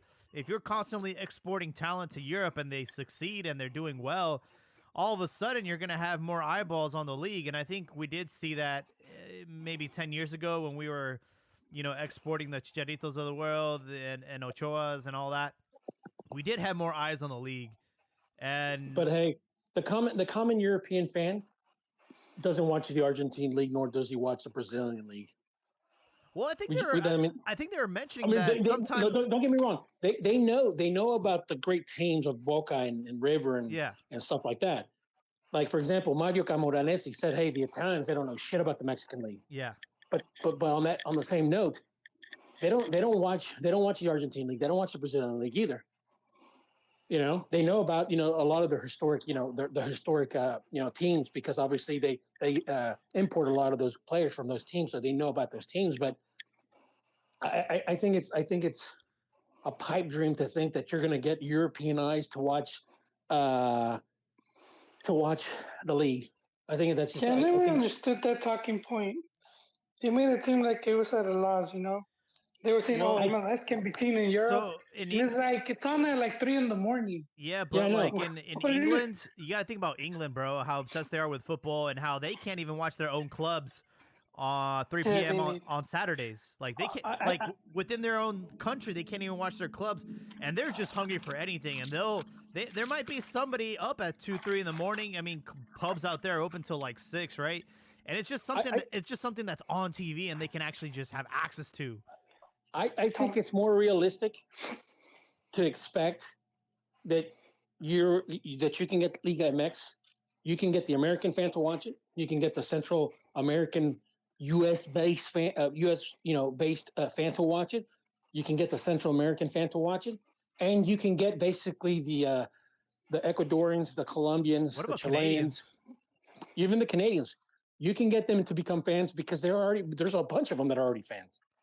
Okay, but I think to expect that Africa is going to start watching, or that Asia is going to start watching, or even Europe is going to start watching. Nah, not really. I mean, but to not even have it as an option, that's the real shame. Well, I think MLS is promoting their league out in Europe. MLS, you can watch MLS in Europe, dude. Yeah, but here's the thing: they sell those rights. Obviously, they sell them as a package deal, which we don't have. But they're also what do you call it? They're also what do you call it? Sell those rights dirt cheap. It's like the it's like, what is it, that magazine from Average Joe's Gym? What is it? The obscure what is it? Obscure sports. ESPN8. Yeah, the Ocho. ESPN, the Ocho. Yeah, it's like on the Ocho, and it's on the obscure sports reports. They had slap fighting and squirrel jet ski. Yeah. I'm not knocking on those sports, by the way, because I remember this is like when I moved to college, and I was living in a frat house. That was the first time I always had cable growing up, but this is the first time we had satellite, and there was like 500 fucking channels, dude. And I just remember you watched all the day, naughty ones, didn't you? You skeevy bastard. That was, I think, channel 495. It was called 10, the erotic network. So yeah, I mean that's the only stuff that had hardcore stuff. The other Playboy stuff, that's just too soft. But anyhow, what was it? So they had. I remember just one day flipping through those fucking channels, and there was this it was like almost the equivalent of the Ocho, and it was basically they were showing this sport in Europe where they're basically rolling this goddamn iron ball, like maybe like the size of a goddamn tennis ball. And basically, the purpose of it was to roll this iron ball along the streets, So you're basically just rolling a goddamn ball. It goes maybe about 400 or 500 yards, and then it stops. Wherever it stops, that's where you have to roll it. And then, you're basically going from town to town, and these towns are only a couple kilometers away from each other, like 10, 12 fucking kilometers from town. Right? I'm watching this. I'm like, what the fuck is this? And I couldn't and I was glued to the TV. I was like, damn, this is pretty cool. You must have been baked, bro. What the hell? No, dude. Just it's almost like that sport where they roll like some round thing, and then they're like sweeping in front of it. That's curling, mate. Yeah, curling. That's I was thinking about damn. But yeah. Hey, but just because it's available to watch in the UK, and it doesn't mean they're actually watching it though. No one's watching it here. No, I get it. They may or may not adopt it, but you're telling me they like a Liga MX Ligia match, the way the drama goes, someone's gonna watch it. Someone's gonna watch it. Jaime, we actually had someone in England in this pod that watched the Liga MX game like 2, 3 in the morning Yep. and became a big fan. He ended up working for Santos, and I haven't heard of that guy in a long time. He was on Twitter, Tom Harrison. Uh, really cool dude, but that's how he became a fan. What's the story with One night. Tom Marshall? Oh no, he went to Canada, I believe. He went to Canada, and so I think that's how he got exposed to the game. Who? Who are you talking Tom, right? about? I'm talking about Tom Tom. Harrison. No, I brought I'm up not- Okay. I brought up Tom Marshall though. Like, what's his story? Because he's obviously not Mexican. And he has a British accent.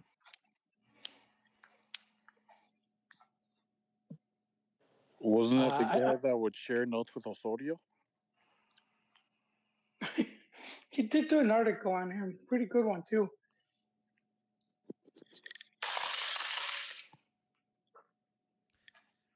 Well, folks, we're almost at 2 hour mark. I do want to leave you guys with last final thoughts. If you guys want to just pop in and have like a hot take or something that you wanted to get off your chest. I know America's coming in high with that 6-0 lead against Mazatlan. Now you guys are feeling good. Always nice to Oh, get a for slump sure. buster in there. Boner-inducing game. El Gigante despertó. Road to the 14, part 2. To the 17 unofficially. But real quick, Jaime, I wanted to bring up something you guys were talking about last week. Yeah. Because you guys are talking about a lot of good topics. But one, I can't just get on here and not shit on Chivas. You know?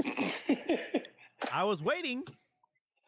Because in the news, and they were talking about this, the group of owners are going to be in charge of the decisions being taken for the coach. for the future, and the coach and all that crap, that tole al dedo that they're giving us. I understand why America's there. They're the Don. They're the Godfather, the Padrote and Papi. All right, I get that, and I get why that Orlegi's there. He's the coddled son right now. But what Chronicle made a good point also about the TJ owner, the Grupo Caliente. I You get why just he's answered your question. no. Well, I'm not talking about Grupo Caliente.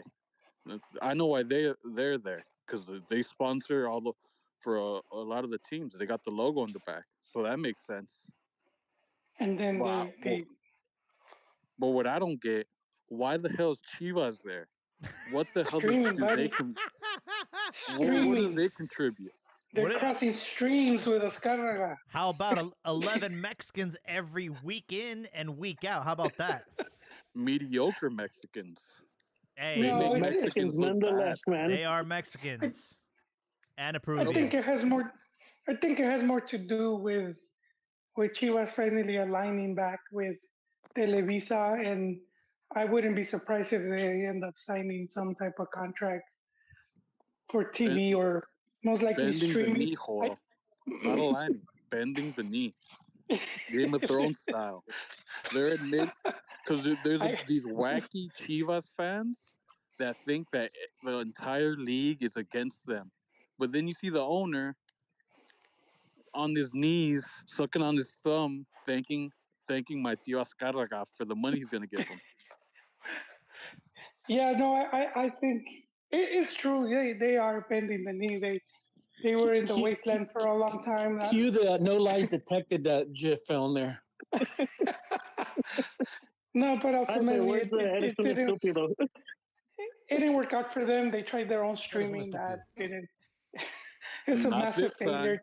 Chivas TV was massive failure. The money in the US seemed to have dried up for many reasons. They weren't able to get the massive contract they thought they were going to get. And then even in Mexico, despite all these other options now, no one really stepped up and gave more. So now they're sort of like the prodigal son returning back and I do think I It's do like that feel they're scene not from Studio lining. 54. Like remember that with Mike Myers when the guy's negotiating. You remember that scene? No, I didn't see that one. I never mind. But I do feel it's it's Disneyada. They're gonna announce something, and So I don't think they even touched base on anything having to do with a potential coach or anything like that, right? Yeah, they are still on the hunt. One week it's Piojo, the other week it's Almada. Biesla, another week it's Almada. It changes every single day. I know that Biesla was rumored to go to Everton and that he even offered to coach the under 21 and to coach Everton when they get relegated. So I don't really he know. did go. He wasn't. I He was was in surprised. England though. I was He was. surprised at that Alvaro Morales and Tuca Ferretti, where The phone Tuca call. calls. Yeah, I was actually surprised at that. Like, damn, fucking Morales does have some clout. I mean, He you're does, having yeah. you're I got having caught way Tuca off call guard. that guy. Yeah. That's So Yeah. if Tuca is calling him for that, I'm assuming that he's probably getting information from the Tigres front office. Their people, and basically leaking. That's how they're probably getting information. So then Hey, look. if that's the Tuca case, called then Alvaro for the coke plug, okay? And he just happened to have this side conversation going, and it all caught on air, man. This was just like, I don't know. I wouldn't look too much into it. it was amusing. It was a fun segment on that show. But if he does have some clout and Tuca is leaking anything, so how do we feel about him saying that Piojo's not going to be the coach? I think it's a sigh of relief. We've already had Barney Rubble. It's more of the same. We need something new, something fresh. And Piojo's a bum. You could say the same with La Puente. His first stint was a bust, and his second stint he went on to do really well. So you know what I mean? Yeah, but La It's not Puente had a always. cool hat. He had a Kangol. He had to cover up that pelona, man. If they're taking this long to announce the coach, I think that's a sign of a good thing. They're taking their time, or maybe they're desperate. I don't know. It just has to do, I think, with Mexico. They always tend to take their sweet time about finding a coach, right? So Yeah, Ron was talking about how it's become like pretty much a spectacle now. The announcing of the new coach. it is. It's like electing a new pope or something, man. You're looking for the white smoke on mean, this. Anybody that takes that job is looking at career suicide. So I mean, it's kind of hard to convince a But coach. in a fat wallet. But Yeah. hey, hold on, wait up. You have La Volpe that has said if he would offered, he would take it. Osorio said his biggest mistake was not renewing. Same thing. Piojo wants to be back. So God. it should tell you something when these former coaches want the position again. Well, it's Yeah, it's because of the money, bro. What are you talking about? No, I they can make more. They can make more money at the club level. Yeah, I don't think it's. I will tell you this: Piojo's the one guy that I think it's not about the money. Yeah, he truly. But, I think he's all about it. yeah, I wouldn't say career suicide unless it goes bad for you. Then yeah, it puts that dark cloud over you, like happened with Mesa and with Chepo. But a lot of these guys, when they Sven left, like Goran? When Aguirre left, he had, you know, he still ended up coaching and having good career. Hugo? Same. Hugo did. He went to Europe. I guess he just doesn't care too much to coach, but he still ended up coaching teams and He even was did well in he was Spain. offended that Real Madrid never offered him the job on a silver platter. It was messed up. They gave it to that one Argentine guy, what Solari or whatever. Solari, yeah. Yeah, and I think it was more political. And for sure. Where was he on the color scale? No, but no, man. We'll see what that looks like. My guess is okay. Yeah, I know Almada said that he talked to somebody, but I think it's probably somebody from Grupo Pachuca. And then, well, I don't necessarily think they've had a in-depth conversation with anybody. I think we're probably looking like at No, late they just February, March, where I don't they even just know. announced the committee in charge. Right. Anything before that is just one group of Pachuca always like using the media to promote themselves. right, That was and the then whole Aguirre thing, and the list of demands. Oh, I want to use the Pachuca as training. That's just, you know what I mean? Yeah. That's almost like paid promotion. sure, I really doubt Bielsa was gonna meet with a with the non-FMF higher ups to discuss the selection. That just sounds stupid to me. And then it got blasted everywhere in media, and then people fall for that shit. Is like you're wasting your time. The rumor now is that Federación will meet with Bielsa, like what February 21st or something, and it's been reported by two different That's way too far. media. Well, it's already gonna be February, right? It's the 31st.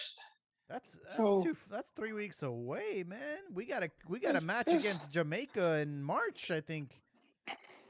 whoever takes the gig is not going to coach that game. Well, Yeah. keep in mind now the Nation League means something because that's now a qualifier for the Copa America. Ancient Oh. Nations League. We're good. It's Nations League, dog. Who else has any closing thoughts before I wrap up episode 371? Did you guys see that Hector Herrera? He wants to go back to Europe. Yeah, But does he well, not like did not. Houston? he should have never left. Yeah, you're right. Hector Yeah. Bruce Jenner Herrera.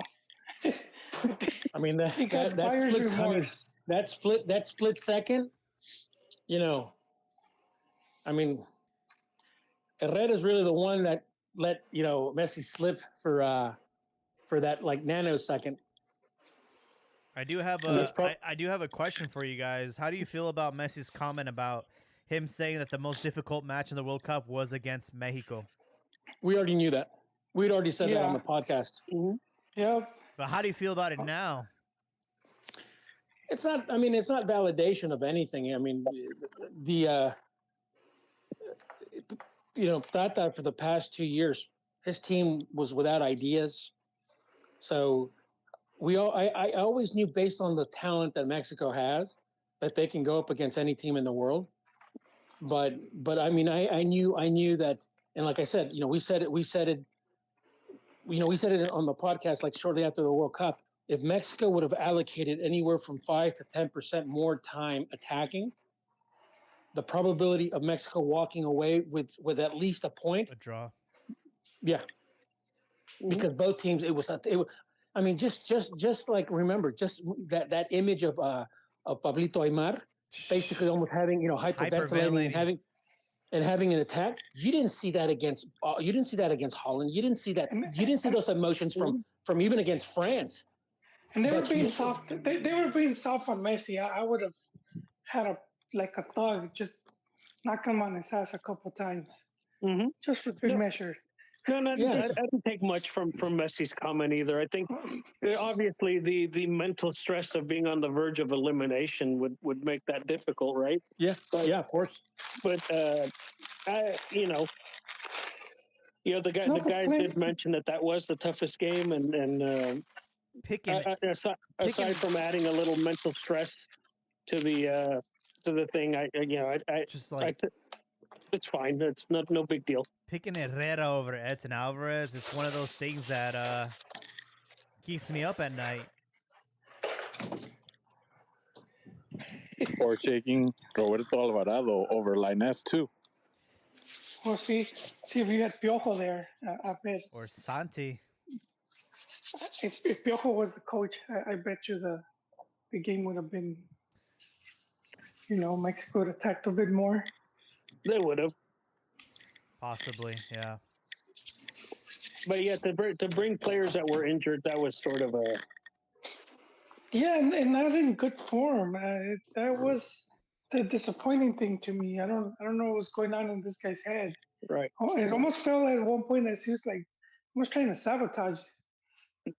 Well, I come don't on. think he was. I don't He think he honestly was, wanted but it to. felt that way. He didn't want to Huh? eliminate Argentina, but and I think I agree with I might have been Ricardo. So bringing Lainez over Alvarado, I would have done as well because Lainez has actually performed well for the national team. So he may not be getting his minutes at the club, but at the club level, but I know that he's brought a little bit of excitement to the national team. For sure, folks. Most definitely. Well, we do have Liga MX action on Thursday. San Luis versus Puebla. Not the most, attractive match. In fact, looking at this weekend, it looks like Cruz Azul Tigres might be a good one. Santos America might be a good one. That's about it. Chivas play Querétaro after having a tough one against Juarez. Got the victory. All that matters. Chivas. Yeah, there was a lot of controversy there.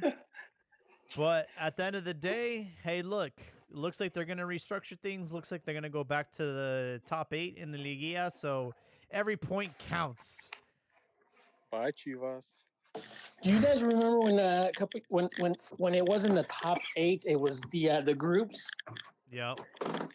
Did you guys like that? It was like 3 No. groups, right? 3 or 4 groups. No, they had it. They had it. It was 3 or 4. It was very confusing.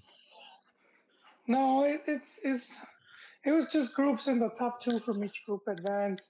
What I hated about that time was, because each group had the leader. Yeah. So then the leader with the most points was the super leader, and that somehow carried over. And Yeah. so you would have like match day 3, and they'll say super leader. Yeah, there was I think like there 3 was one. points ahead. They're like There 3 was- points from second place, and they're calling them super Yeah, leader. yeah. There was some instances where you actually had like the top 18 not even qualify, and you had like the team in the 12th position, advance. I remember a time when Puebla was on the brink of relegation. At the same time, they were also eligible to make it to Liguilla. Like, they scored a goal and they got saved, but then they also got their chance in Liguilla. It was crazy. I'm like, how does that happen? You're on the Because the porcentaje, because they Yeah. were being relegated based on the tabla de porcentaje. accumulation and- of and 3. it- Yeah. And when you're going up against like the team that just got promoted, they're given like more points per win, and so that's kind of who they were. It was kind of similar to Chivas when that season when who it was Dorados in Sinaloa, where they were in danger of being relegated, and they start off with like 5 games they can't win, but Dorados kept losing. They were like just one up in Chivas. They kept losing every game, and then they bring in Profe Cruz, and by the time they brought him, I think, if he would have started the season, high probability Chivas would have been relegated.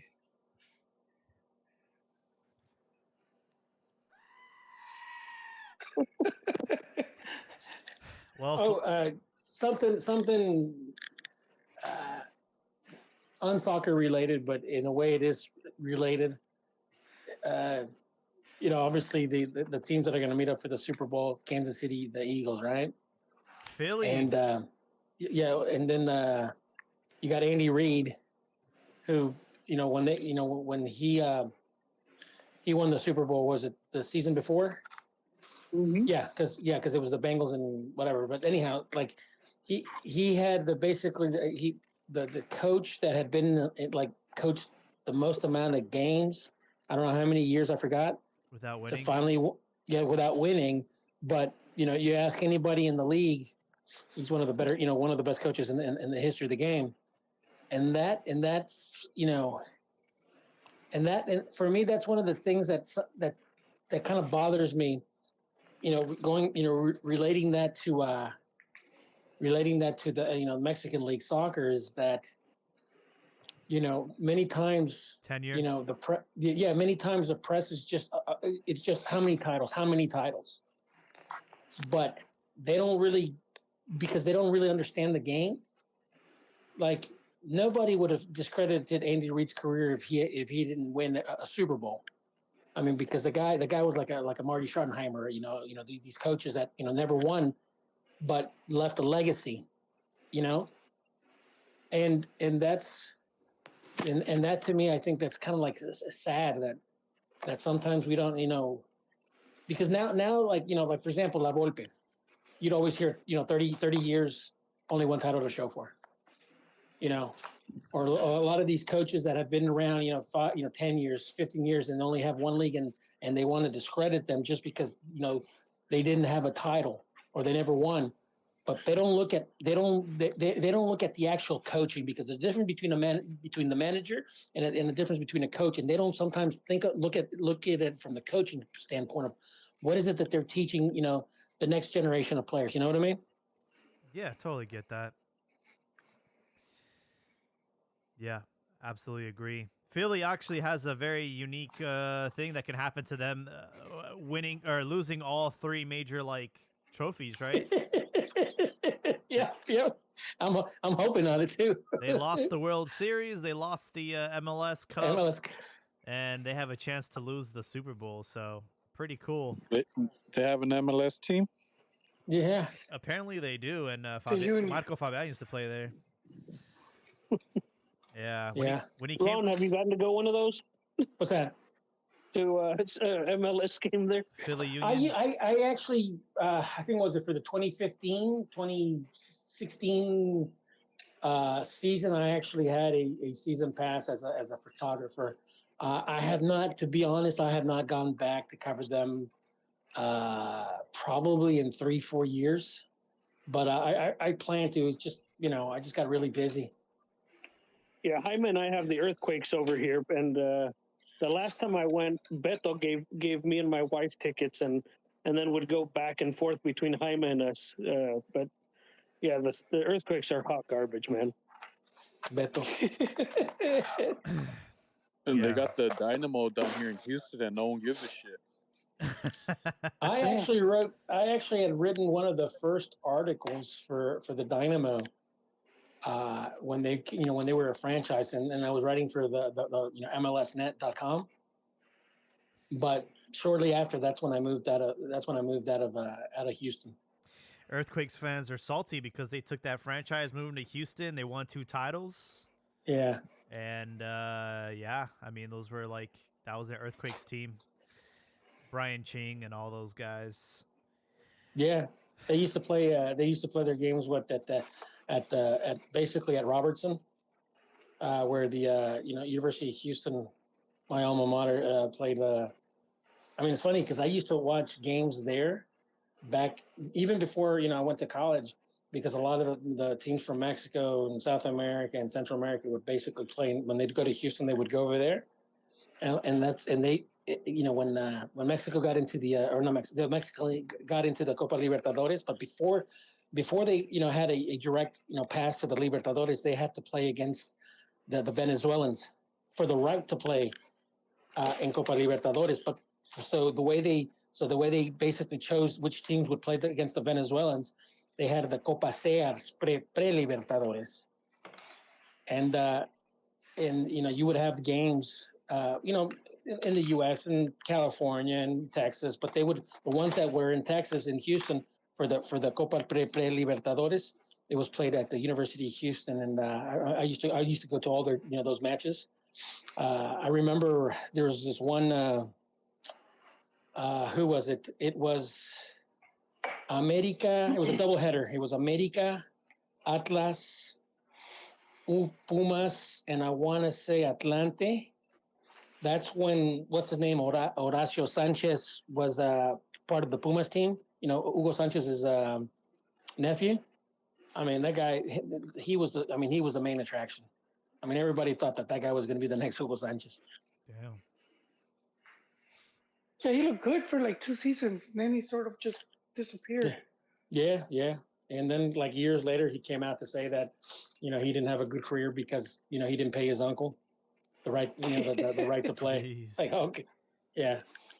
Oh, And that's it's funny, crazy. man, because unfortunately for Hugo, you had his son and not that I believe it, but you had his son, the one that unfortunately passed away, Yeah. and Horacio Sanchez, his Nephew. nephew, basically speak bad of Hugo and kind of blame why their career didn't take off. And I thought that's obviously a lot of people ran with Hugo, but I just thought that was just them being salty that their career didn't turn out to be, because they ultimately control their own careers. Yeah. And sometimes the person that's the hardest on you is the one that's closest to you, So Yep. there's always that.